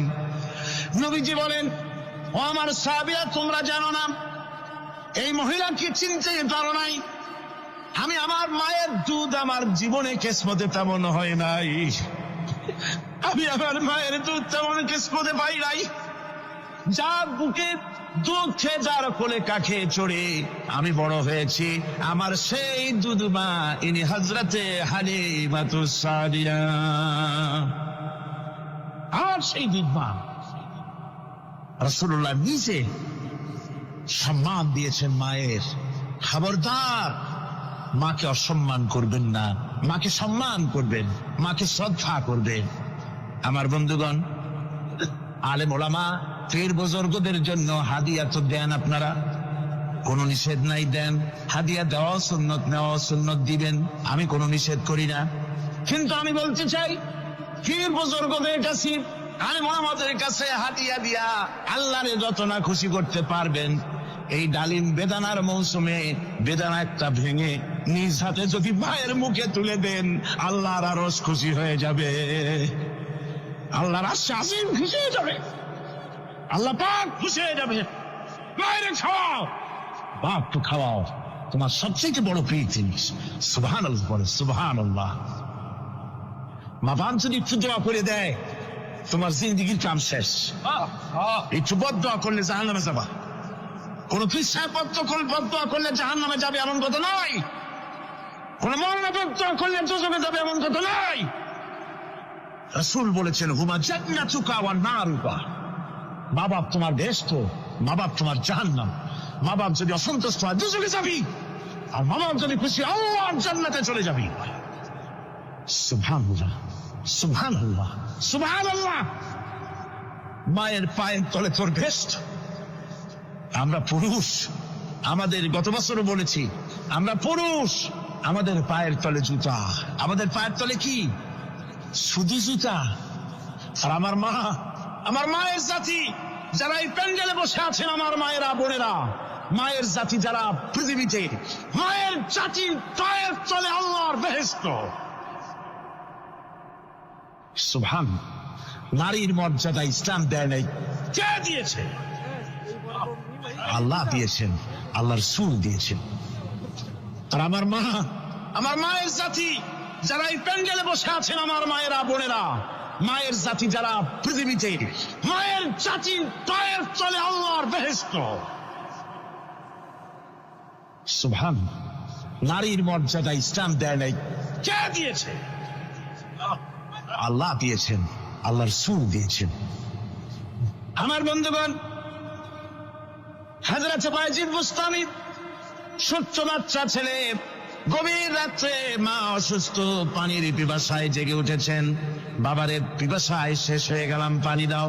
ছেলে ঘরের ভিতরে পানি না পেয়ে বাইরে দৌড়াদৌড়ি করলেন। অনেক দূর থেকে পানি নিয়ে এসে দেখেন মা ঘুমায় গেছেন।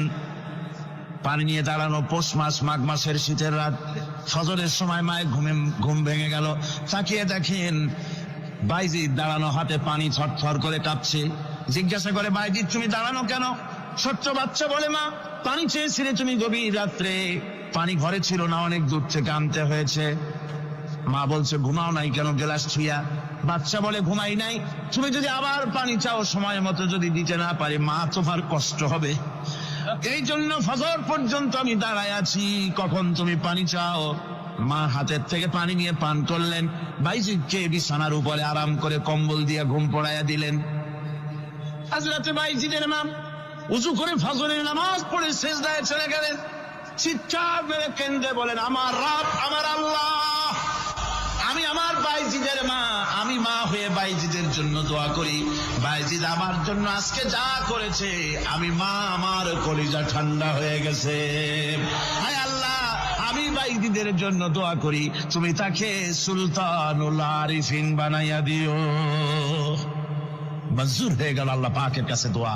আমার ভাইরা, আল্লাহ পাক বলছেন, খবরদার আমার ইবাদতের পরে মা বাপ, আল্লাহর ইবাদতের পরে কারা? মা বাপ। মা বাপকে সম্মান করো, শ্রদ্ধা করো, মোহাব্বত করো, কিসমত খুলে যাবে, কিসমত খুলে যাবে। মা বাপকে সম্মান করো। হযরত আবু হুরায়রা রাদিয়াল্লাহু তাআলা আনহু রাসূলের সামনে এসে কাঁদতেছেন। হুজুর বলছেন, আবু হুরায়রা কাঁদো কেন? কাঁদো কেন? রাতের বেলা কাঁদো। হযরত আবু হুরায়রা বলছেন, হুজুর আমাকে মা মেরেছেন। হুজুর বলছেন, মা মারলো কেন? কোন অপরাধ করেছো? কোন গোস্তাখি করেছো? আবু হুরায়রা বলছেন, না হুজুর, কোন গোস্তাখি করি নাই, তবে মারলো কেন? হযরত আবু হুরায়রা বলছেন, হুজুর আমি আপনার দরবার থেকে ফিরতে রাত হয়ে গিয়েছিল। মা জিজ্ঞেস করলেন, আবু হুরায়রা এত রাত্রে কোথায় ছিল? বললাম, আমি ছিলাম যে কদম চুমতে পারলে দুনিয়া ধন্য হয়, সেই দরবারে নববীর কদম মোবারক থেকে আসতে আমার দেরি হয়েছে। আমার মা মুশরিকা, আপনার নাম শুনে তার গায়ে আগুন জ্বলে উঠলো, আমাকে ধরে মারা আরম্ভ করলো। বলল, হয় আমার বাড়ি ছাড়বি, আর না হয় মুহাম্মদ সাল্লাল্লাহু আলাইহি ওয়াসাল্লামের দরবার ছাড়বি। আমি বললাম, আমার মা, তুমি বুড়ি মানুষ, তোমার গায়ে যত শক্তি আছে সমস্ত শক্তি দিয়ে আমারে পিটাও, আমারে মারো, মারতে মারতে আমাকে বাড়ি থেকে তুমি বের করে দাও। তোমার বাড়ি শুদ্ধ তাম দুনিয়া ছেড়ে দিতে পারি, আল্লাহর নবীর কদম মোবারক ছেড়ে দিতে পারি না। হুজুর, আমার মা আমাকে গলা ধাক্কা দিয়ে বের করে দিয়েছেন।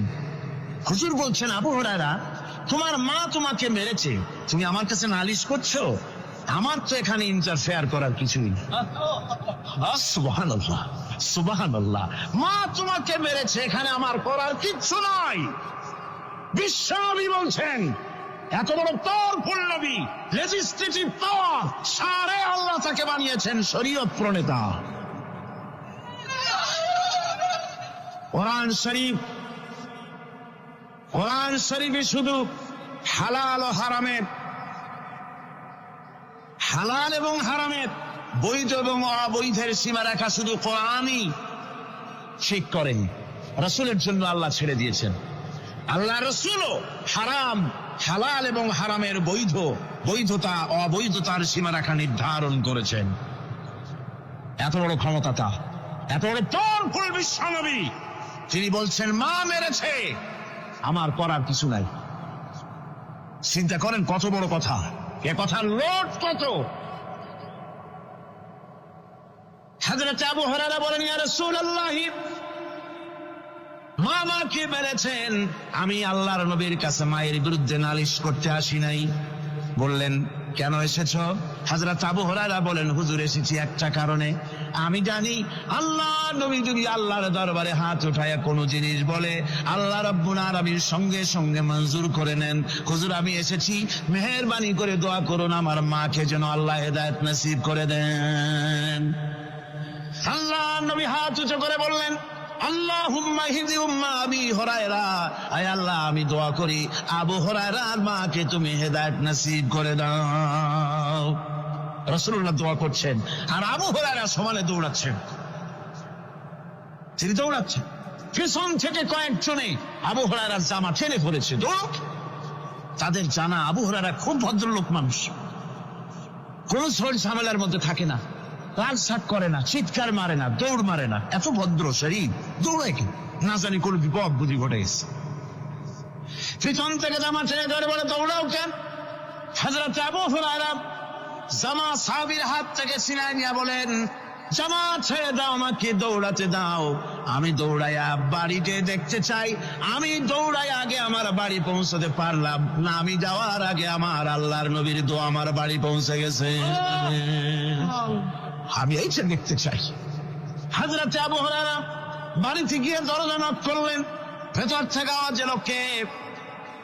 হযরত আবু হুরায়রা বলেন, মা, আমি তোমার আবু হুরায়রা ফিরে এসেছি।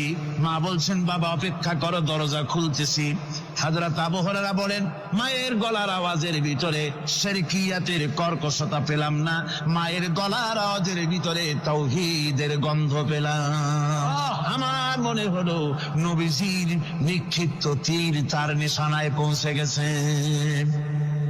কিছুক্ষণ পর মা আমার বেরিয়ে এলেন, মাথা থেকে, চুলের থেকে, বুড়ি মানুষ, সাদা চুলের ভিতর থেকে পানি পড়তেছে। মা বলল, বাবারে, তোমারে মারার পর আমি বড় অনুতপ্ত হয়েছি, অনুশোচনা করেছি, আমি গোসল করেছি, মনে মনে ভাবলাম আমার ছেলে তো কোনো খারাপ জায়গায় যায় নাই, কেন তারে মারলাম? আমি বড় লজ্জায় পড়েছি তোমারে মেরে। ও আমার আবু হুরায়রা, আমি গোসল করেছি, পবিত্র হয়ে গেছি, জলদি করে আমাকে নিয়ে চলো বিশ্ব নবী জনাবে মুহাম্মদুর রাসূলুল্লাহর দরবারে। হযরত আবু হুরায়রার মা ঘোষণা করলেন, আশহাদু আল্লা ইলাহা ইল্লাল্লাহু ওয়াহদাহু লা শারীকা লাহু ওয়া আশহাদু আন্না মুহাম্মাদান আবদুহু ওয়া রাসূলুহু। আমার ভাইরা, মা বাপ সবচেয়ে সম্মানের জিনিস। আল্লাহর ইবাদতের পরই মা বাপের খেদমত করতে হবে। আল্লাহ পাক বলছেন, বান্দারে দেখ, মায়ের পেট থেকে আনলাম, মায়ের বুকের মধ্যে মহব্বত পয়দা করলাম, এত মহব্বত দিলাম তোর উপরে, যে কোনো বিদেশে যান, যেখানে যান, বাড়িতে ফিরলে পরে সকলে, ছেলে মেয়ে ভাই বোন সবাই দেখবে সুটকেসে আমার জন্য আনছে কি। সবাই চিন্তা করবে আমার জন্য কি এনেছে। একমাত্র মা সন্তানের মুখের দিকে তাকাবে কখন খাইছে সে। সুবহানাল্লাহ, সুবহানাল্লাহ। আমার বাসার মুখখানে শুকনা, তুই বুঝি আজকে কিছু খাইস নাই।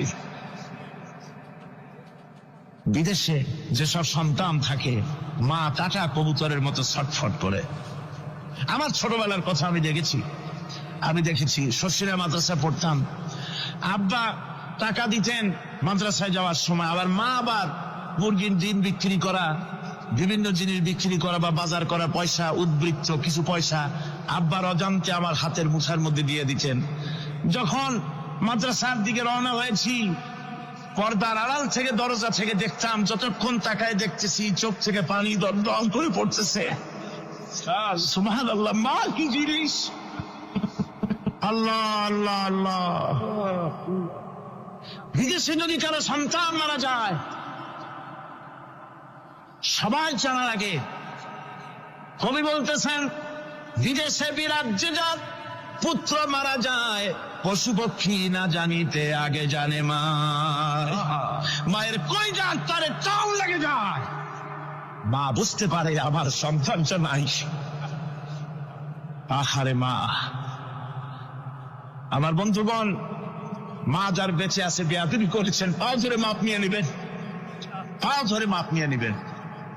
মা তো পাও ধরে দেখবেন মাফ করে দিবে। সুবহানাল্লাহ, সুবহানাল্লাহ। কত দরদ তার বুকের মধ্যে। আর মা বাপকে সম্মান করবে। যাক, এই বিষয়ের উপরে আমি আর যেতে চাই না। সত্যি আপনাদের বললাম, এই বিশাল জনতাকে বললাম, সবচাইতে বড় পীর আপনার জন্য আপনার মা বাপ। সবচেয়ে বড় পীর কে? বাবা। সন্তুষ্ট করেন, রুজিতে অভাব ঘটবে না, কোন মাজারে গিয়ে সেজদা দেওয়া লাগবে না, আল্লাহর কসম মাজারে যাই চাওয়া লাগবে না। মা বাপকে খেদমত করেন, মা বাপকে খুশি করেন, মা বাপকে খাওয়ান, হাদিয়া দেন, মা বাপ খুশি, রুজিতে বরকত হবে, ব্যবসায় বরকত হবে, ঋণগ্রস্ত থাকবেন না, সম্মান আল্লাহ বাড়াই দিবেন। সুবহানাল্লাহ বিহামদি, রাসূলুল্লাহর হাদিস। এই জন্য আমি অনুরোধ করব, মা বাপকে সম্মান করবে। পাশে বুঝতে পেরেছি মুহাম্মদ সাল্লাল্লাহু আলাইহি ওয়াসাল্লাম আল্লাহর রহমত, করুণার নবী, দয়ার নবী। তার কাছে যদি আমি যেতে পারি, তাহলে তিনি আমার সম্পর্কে যদি তার সামনে যেতে পারি, তাহলে তার কঠোর মনোভাব আমার প্রতি নরম হয়ে যাবে। এই মনে করে সাহাবায়ে কেরামদের চোখ এড়ায়া তিনি হুজুরের সামনে গিয়ে হাজির হয়ে গেলেন। হুজুর তাকে দেখি বললেন, তোমার নাম না ওয়াসি? তিনি বললেন, হ্যাঁ, আমার নাম ওয়াসি। হুজুর বললেন, তুমি আমার চাচাকে শহীদ করেছো?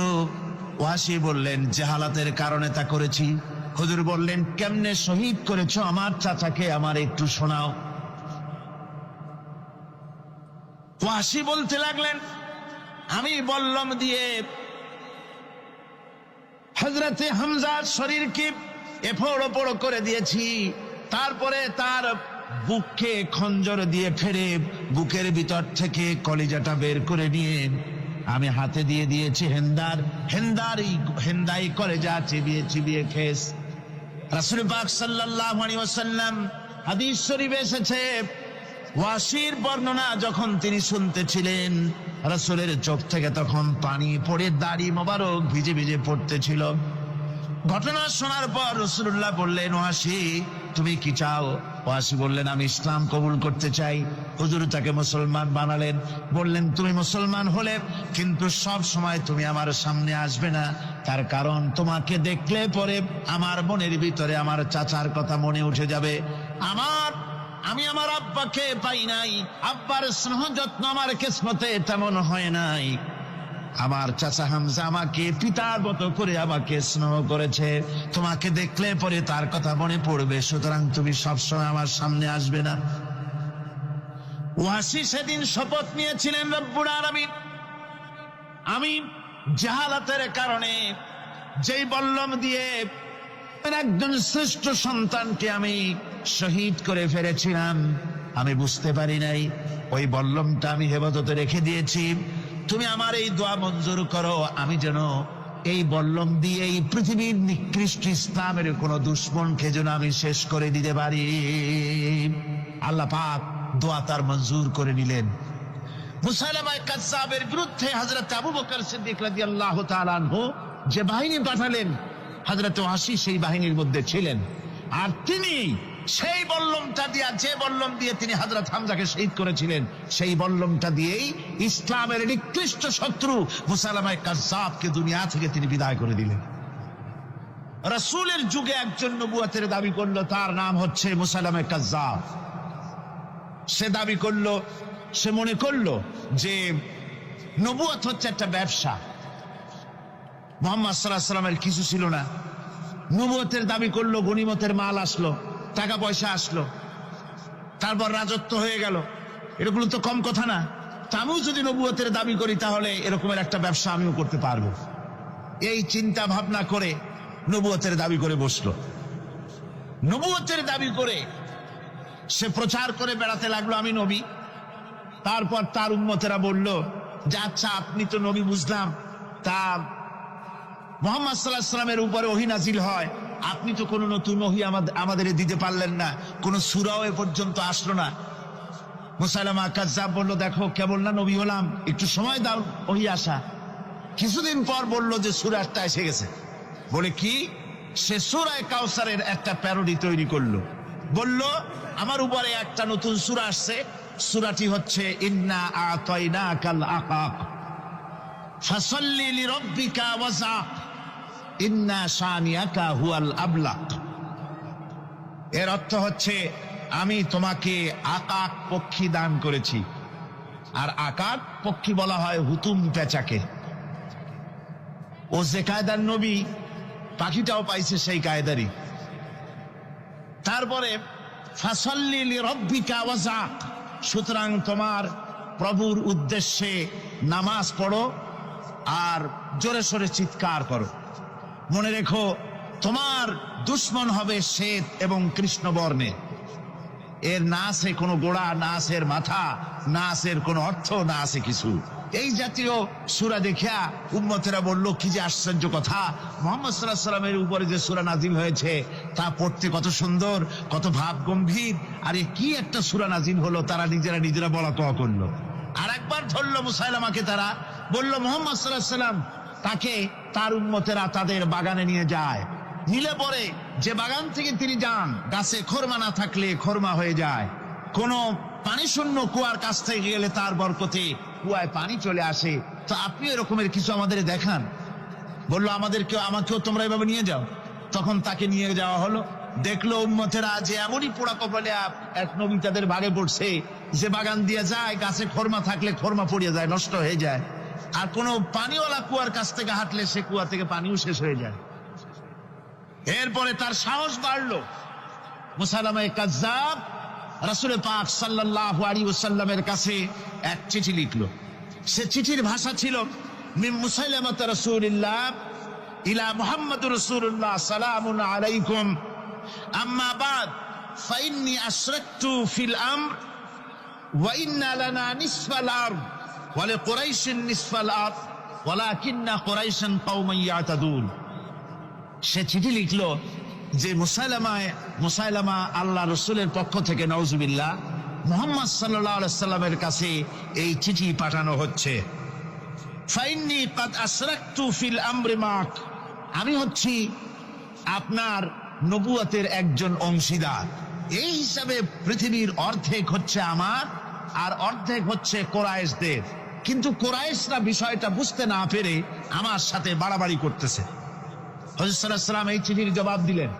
হুজুর লিখলেন বিসমিল্লাহির রহমানির রহিম মিন মুহাম্মাদুর রাসূলুল্লাহ সাল্লাল্লাহু আলাইহি ওয়াসাল্লাম ইলা মুসাইলামাতিল কাযযাব আসসালামু আলা মান ইত্তাবাআল হুদা আম্মা বাদ ফাইন্নাল আরদা লিল্লাহি ইউরিসুহা মিন ইবাদিহি ওয়াল আকিবাতু লিল মুত্তাকিন।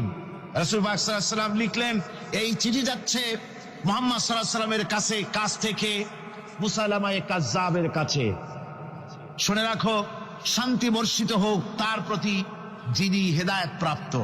এই পৃথিবীর উত্তরাধিকারী হচ্ছে কেবলমাত্র আল্লাহ পাকের সেই সব বান্দারা যারা নাকি আল্লাহর গোলাম, আল্লাহর একান্ত আল্লাহর আইন এবং কানুনকে মেনে যারা চলে। আর পরকাল হচ্ছে সেই সমস্ত লোকেদের জন্যই। মুসাইলামা কাযযাবের মুয়াজ্জিন যারা, তারাও জানতো, তারাও জানতো যে লোকটা মিথ্যেবাদী। তো তো কিছু মাল পানি পাওয়া যায়, টাকা পয়সা পাওয়া যায়, সাথে থাকলে কিছু খাওয়াটাও যায়, এই জন্য তার সাথে থাকতো। রাসূলুল্লাহর মুয়াজ্জিন আযান দিতেন, আশহাদু আন্না মুহাম্মাদার রাসূলুল্লাহ, আমি সাক্ষ্য দিচ্ছি মুহাম্মদ সাল্লাল্লাহু আলাইহি ওয়াসাল্লাম আল্লাহর রাসূল। আর মুসাইলামার মুয়াজ্জিন যে ছিল, সে আযান দিত, আশহাদু আন্না মুসাইলামাতা ইয়াজামু আন্নাহু রাসূলুল্লাহ। ও বলতো, আযান দিত এই কথা বলে যে আমি সাক্ষ্য দিচ্ছি মুসাইলামা মনে করে যে সে আল্লাহর রাসূল। আমার ভাইরা, এরপরে মুসাইলামা কাযযাবের বিরুদ্ধে হযরত আবু বকর সিদ্দিক রাদিয়াল্লাহু তাআলা আনহু 40,000 লোকের একটা বিশাল বাহিনী, সাহাবায়ে কেরামদের এক বিশাল বাহিনী পাঠিয়ে দিলেন মুসাইলামা কাযযাবের বিরুদ্ধে লড়াই করার জন্য। এর সিবাসারার ছিলেন হযরত খালিদ বিন ওয়ালিদ। এই জিহাদে যাওয়ার সময় ওয়াহশী রাদিয়াল্লাহু তাআলা আনহু, যিনি হযরত হামজা রাদিয়াল্লাহু তাআলা আনহুর কাতিল ছিলেন, হুজুর সাল্লাল্লাহু আলাইহি ওয়াসাল্লাম ফতহ মক্কার দিনে সকলকে ক্ষমা করে দিয়েছিলেন, কিন্তু 5 জন নারী আর 6 জন পুরুষ সম্পর্কে বলেছিলেন এদেরকে যেখানে পাও সেখানে হত্যা করো। এর মধ্যে ওয়াহশী একজন। ওয়াহশী বুঝতে পেরেছি মুহাম্মদ সাল্লাল্লাহু আলাইহি ওয়াসাল্লাম আল্লাহর রহমত, করুণার নবী, দয়ার নবী, তার কাছে যদি আমি যেতে পারি তাহলে তিনি আমার সম্পর্কে, যদি তার সামনে যেতে পারি তাহলে তার কঠোর মনোভাব আমার প্রতি নরম হয়ে যাবে। এই মনে করে সাহাবায়ে কেরামদের চোখ এড়ায়া তিনি হুজুরের সামনে গিয়ে হাজির হয়ে গেলেন। হুজুর তাকে দেখি বললেন, তোমার নাম না ওয়াহশী? তিনি বললেন, হ্যাঁ আমার নাম ওয়াহশী। হুজুর বললেন, তুমি আমার চাচাকে শহীদ করেছো? ওয়াহশী বললেন, জাহালাতের কারণে তা করেছি। হুজুর বললেন, কেমনে শহীদ করেছো আমার চাচাকে, আমার একটু শোনাও। ওয়াহশী বলতে লাগলেন, আমি বল্লম দিয়ে হযরতে হামজার শরীরকে এফোড় ওপড় করে দিয়েছি, তারপরে তার বুককে খঞ্জর দিয়ে ফেড়ে বুকের ভিতর থেকে কলিজাটা বের করে নিয়ে আমি হাতে দিয়ে দিয়েছি হেন্দাই কলেজা চিবিয়ে খেস। রাসূল পাক সাল্লাল্লাহু আলাইহি ওয়াসাল্লাম, হাদিস শরীফে এসেছে, ওয়াহশীর বর্ণনা যখন তিনি শুনতেছিলেন, রাসূলের চোখ থেকে তখন পানি পড়ে দাড়ি মোবারক ভিজে ভিজে পড়তেছিল। ঘটনা শোনার পর রাসূলুল্লাহ বললেন, ওয়াহশী তুমি কি চাও? ওয়াহশী বললেন, আমি ইসলাম কবুল করতে চাই। হুজুর তাকে মুসলমান বানালেন। বললেন, তুমি মুসলমান হলে কিন্তু সব সময় তুমি আমার সামনে আসবে না, তার কারণ তোমাকে দেখলে পরে আমার মনের ভিতরে আমার চাচার কথা মনে উঠে যাবে। আমি আমার আব্বাকে পাই নাই, আব্বার স্নেহ যত্ন আমার কিসমতে তেমন হয় নাই। আমার চাচা হামজা আমাকে পিতার মতো করে আমাকে স্নেহ করেছে, তোমাকে দেখলে পরে তার কথা মনে পড়বে, সুতরাং তুমি সবসময় আমার সামনে আসবে না। ওয়াহশী সেদিন শপথ নিয়েছিলেন, রব্বুল আলামিন, আমি জাহালাতের কারণে যেই বল্লম দিয়ে একজন শ্রেষ্ঠ সন্তানকে আমি শহীদ করে ফেলেছিলাম, আমি বুঝতে পারি নাই, ওই বল্লমটা আমি হেফাজতে রেখে দিয়েছি। তুমি আমার এই দোয়া মঞ্জুর করো, আমি যেন এই বল্লম দিয়ে এই পৃথিবীর নিকৃষ্ট ইসলামের কোন দুশ্মনকে যেন আমি শেষ করে দিতে পারি। আল্লাহ পাক দোয়া তার মঞ্জুর করে নিলেন। মুসাইলামা কাযযাবের বিরুদ্ধে হযরত আবু বকর সিদ্দিক রাদিয়াল্লাহু তাআলা আনহু যে বাহিনী পাঠালেন, হযরত ওয়াহশী সেই বাহিনীর মধ্যে ছিলেন। আর তিনি সেই বল্লমটা দিয়া, যে বল্লম দিয়ে তিনি হযরত হামজাকে শহীদ করেছিলেন, সেই বল্লমটা দিয়েই ইসলামের নিকৃষ্ট শত্রু মুসাইলামা কাযযাবকে দুনিয়া থেকে তিনি বিদায় করে দিলেন। আমার ভাইরা, রাসূল পাক সাল্লাল্লাহু আলাইহি সাল্লামের ইন্তেকালের পর এ পর্যন্ত নবুয়তের যারা দাবি করেছে, এক হিসাবে জানা গেছে 28 জন দাবি করা হয়ে গেছে। রাসূল বলেছেন, আমার পরে 30 জন মিথ্যেবাদী নবুয়তের দাবি করবে। কতজন করবে? 28 জন হয়ে গেছে, বাকি আছে কত? এর মধ্যে গোলাম আহমদ একজন। গোলাম আহমদ দাবি করলো যে আমি নবী। তার অনেকগুলি বই কিতাব সে লিখলো। বইয়ের মধ্যে এক জায়গায় সে লিখেছে, তার বইয়ে এক জায়গায় লিখেছে যে আমি স্বপ্নে দেখলাম আল্লাহ আমার সামনে উপস্থিত। আল্লাহ আমার সামনে এসেছেন পুরুষের আকৃতিতে, আর আমি তখন স্বপ্নের ভিতরে আমি নিজেকে একজন নারীর মতোই মনে করলাম। স্বপ্নের ভেতরেই আল্লাহ পাক পুরুষ হিসাবে আমাকে ব্যবহার করলেন। আমি স্বপ্নের মধ্যেই গর্ভবতী হলাম এবং স্বপ্নের ভিতরে আমি গোলাম মোহাম্মদ মসিহে রূপান্তরিত হয়ে গেলাম। নাউযুবিল্লাহি মিন যালিক। গোলাম মোহাম্মদ বলছে আল্লাহ পাক ওহীর মাধ্যমে আমাকে জানিয়েছেন, আল্লাহ আমাকে বলেছেন, গোলাম মোহাম্মদ তুমি হচ্ছ আমার সন্তান তুল্য। নাউযুবিল্লাহি মিন যালিক। এইভাবে অসংখ্য মিথ্যে কথা দিয়ে বইপত্র রচনা করেছে। লোকেরা তার কাছে নবুয়তের প্রমাণ চেয়েছে। আসলে শরীয়তের বিধান হচ্ছে হুজুরের পরে যদি কেউ নবুয়তের দাবি করে তাহলে তাকে সে নবী কিনা এর কোনো প্রমাণ তার কাছে চাওয়া জায়েজ নাই। যেহেতু প্রমাণ চাইতে গেলে বোঝা যায়, সন্দেহ হয় কিছুটা প্রমাণ দিতে পারলে তাহলে সে নবী হবে। কথা বুঝতে পেরেছেন?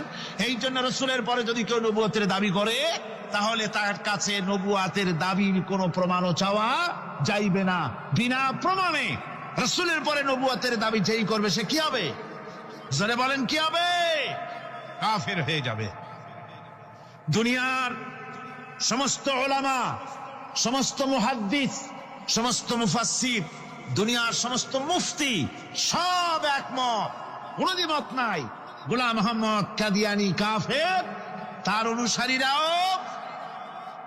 তার জামানায় মাওলানা আতাউল্লাহ শাহ বুখারী রাহমাতুল্লাহ আলাইহি তার সঙ্গে একটা বহস হলো। যেহেতু গোলাম মোহাম্মদ বলেছিল যে আমার এই 40 দিনের মধ্যে কেউ প্রতিবাদ করুক যেগুলি আমার ওহী নয়। হযরতে মাওলানা আতাউল্লাহ শাহ বুখারী রাহমাতুল্লাহ আলাইহি সেই যুগের একজন শ্রেষ্ঠ আলিম, তিনি বললেন আমি তোমার কাছে কোনো প্রমাণ চাই না তুমি নবী কিনা। আমি জানি তুমি মিথ্যেবাদী, তবে তোমাকে বলতে হবে তুমি এই শক্তি কোথায় পেলে। গোলাম মোহাম্মদ বলল কোরআন শরীফেই আছে আমার এই শক্তির উৎস। কোথায়? বলল যে এই যে আয়াতটা আমি আপনাদের সামনে তেলাওয়াত করেছি, ঈসা আলাইহিস সালামের ওই কথাই গোলাম মোহাম্মদ বলল যে হযরত ঈসা আমার সম্পর্কে বলেছেন ইয়াতি মিন বাদি ইসমুহু আহমদ, আমার পরে একজন নবী আসবেন, রাসূল আসবেন, তার নাম হবে আহমদ, আমি সেই আহমদ। মাওলানা আতাউল্লাহ বুখারী বলছেন তোমার নাম তো আহমদ না, তোমার নাম হচ্ছে গোলাম আহমদ। তার অর্থ হলো হযরত ঈসা আলাইহিস সালাম যে আহমদের কথা বলেছেন তুমি সেই আহমদের গোলাম। গোলাম আহমদ বললেন দেখুন আমার নামের প্রথম শব্দ গোলাম, এটা হচ্ছে আমার লকব। আমি আমার নামের লকবটা ছেড়ে দিলাম, বাদ দিয়ে দিলাম, আর ব্যবহার করব না। তাহলে তো আমি আহমদ থাকি, আপনি তো আর আপত্তি করতে পারেন না। মাওলানা বুখারী বললেন নামের প্রথম শব্দ বাদ দেওয়া যদি জায়েজ হয় তাহলে তোমার ফতোয়া দিয়ে আমার নামের প্রথম শব্দ বাদ দিয়ে দিলাম। আমার নাম আতা আল্লাহ, নামের প্রথম শব্দ আতা বাদ দিয়ে দিলাম। তো আতা যদি বাদ দেই তাহলে আল্লাহ হই, আর আল্লাহ হয়ে বলছি তোমার মতো গাধাকে নবুয়ত আমি দেই নাই। এরপর এই পৃথিবীর নিকৃষ্ট পাপী এই কাফেরের মৌত হলো। ঈমান এনেছো যত সহজে, এই ঈমান ধরে রাখতে হবে অত্যন্ত কঠোর ভাবে। কারণ ঈমান এনেছো এই জন্য তোমার পরে অনেক নির্যাতন জুলুম আসবে। এই নির্যাতন জুলুমকে উপেক্ষা করে ঈমানের পরেই তোমাকে অবিচল থাকতে হবে। কথা বলেন ঠিক না বেঠিক? আল্লাহর নবী বিশ্বনবী বললেন যুবকরে ঈমান যেহেতু এনেছো, কালেমা যেহেতু পড়ে নিয়েছো, এই জন্য আবু জাহেলদের জামানার নাম তোমার রাখা যাবে না। আমি নবীজি বিশ্ব নবীজি তোমার নাম পরিবর্তন করে দিলাম। আমি আজ থেকে তোমার নাম রেখে দিলাম আব্দুল্লাহ জুলবাদাইন। তোমার নাম একবার জোরে জোরে বলা যাবে কিনা? মারহাবা। ভাইরা আমার বাবাদের, আব্দুল্লাহ জুলবাদাইন চোখের পানি ছেড়ে দিয়া বিশ্বনবীর কাছে আবেদন করে বললেন, নবীজি আপনার কাছে দোয়া চাই, আল্লাহ পাকের দরবারে হাত তুলি আমার জন্য কেঁদে কেঁদে দরখাস্ত দিয়ে দেন, আপনি আমার জন্য দোয়া করে দেন নবী। যত জুলুম, যত নির্যাতন, যত কষ্ট আসুক না কেন নবী, আমি যেন ইমানের সঙ্গে মরতে পারি, ইমানের সঙ্গে আমার মরণটা যেন হয়। কথা বলেন ঠিক না ঠিক? প্রতি ওয়াক্তে নামাজ অন্তে আপনার আমার দোয়া হওয়া উচিত, আল্লাহ আমার মরণটা যেন ইমানদারের মরণ দিও। সুবহানাল্লাহ বলবেন না? ইমানের পথে বলেন, ইমানের পথে অবিচল থেকে আমার মরণ যেন হয়। বলেন, ইমানের পথে অবিচল থেকে আমার মরণ যেন হয়। তোমারই কাছে মিনতি আমার, তোমারই কাছে মিনতি আমার, হে মহিম দয়াময়।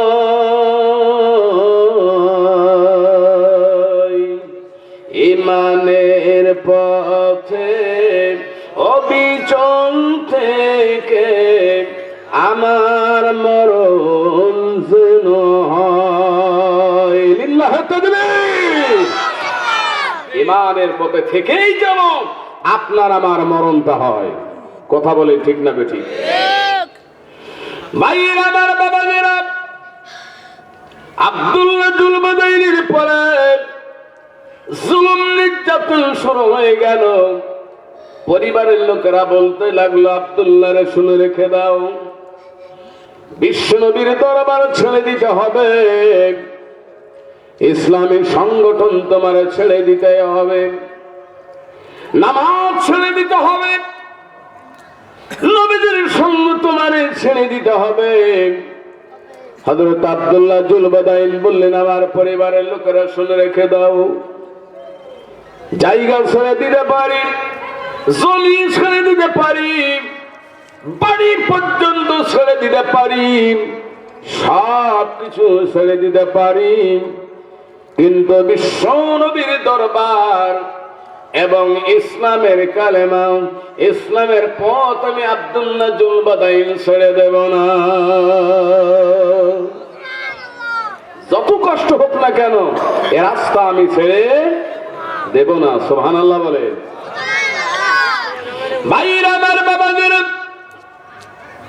এরপরে ইসলাম গ্রহণ করার কারণে সম্পত্তিগুলি তাকে তার চাচা দখল করে নিয়ে নিল। চাচা বলল, আব্দুল্লাহ রে, ঈমান এনেছো বিশ্বনবীর সংগঠনে যোগদান করার কারণে, তোমার আব্বা রেখে যাওয়া সম্পদ চুল পরিমাণ তোমারে দেব না, সব সম্পত্তি আমি দখল করে রাখতে চাই। হযরত আব্দুল্লাহ জুলবাদাইল বললেন, চাচা গো, এই সম্পত্তি আমার কোনো প্রয়োজন নাই, জায়গা জমি আমার কোনো প্রয়োজন নাই, এই বাড়ি পর্যন্ত আমার প্রয়োজন নাই। চাচা বললেন, তোমার পরনের বস্ত্রখানাও আমি কিনে দিয়েছিলাম, ওই বস্ত্রখানাও খুলে দিয়া বিশ্বনবীর সঙ্গে চলে যাও। হযরত আব্দুল্লাহ জুলবাদাইল বীর বিক্রমে ঘোষণা দিয়ে বললেন, চাচা গো, পরনের বস্ত্র তখন পর্যন্ত খুলে দিতে পারি, কিন্তু ঈমান ছেড়ে দিতে পারবো না। ভাইরা আমার, বাবাজিরা, হযরত আব্দুল্লাহ জুলবাদাইল বিশ্বনবীর প্রাণ প্রিয় সাহাবী, তিনি মক্কা ছেড়ে দিয়া মদিনাতুল মুনাওয়ারায় চলে গেলেন।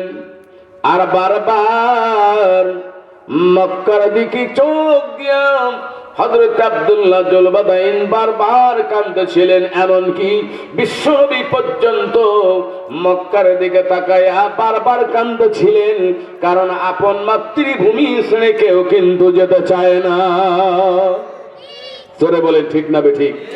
এ বাংলাদেশে আমার মাতৃভূমিতে এমন এক সময় ছিল যে সময় অনেকে আল্লাহর পক্ষে থাকার কারণে, ইসলামের পক্ষে থাকার কারণে এলাকায় পর্যন্ত থাকতে পারে নাই, বাড়ি পর্যন্ত ঘুমাতে পারে নাই, এলাকায় পর্যন্ত থাকতে পারে নাই, পরিবার পরিজনের সঙ্গে পর্যন্ত দেখা করতে পারে নাই। এত কষ্ট করে জীবন যাপন করেছে, তারপরও ইসলাম তারা ছেড়ে দেয় নাই। কথা বলেন ঠিক না বেঠিক? প্রিয় বন্ধুগণ, আল্লাহ তাআলা বলেন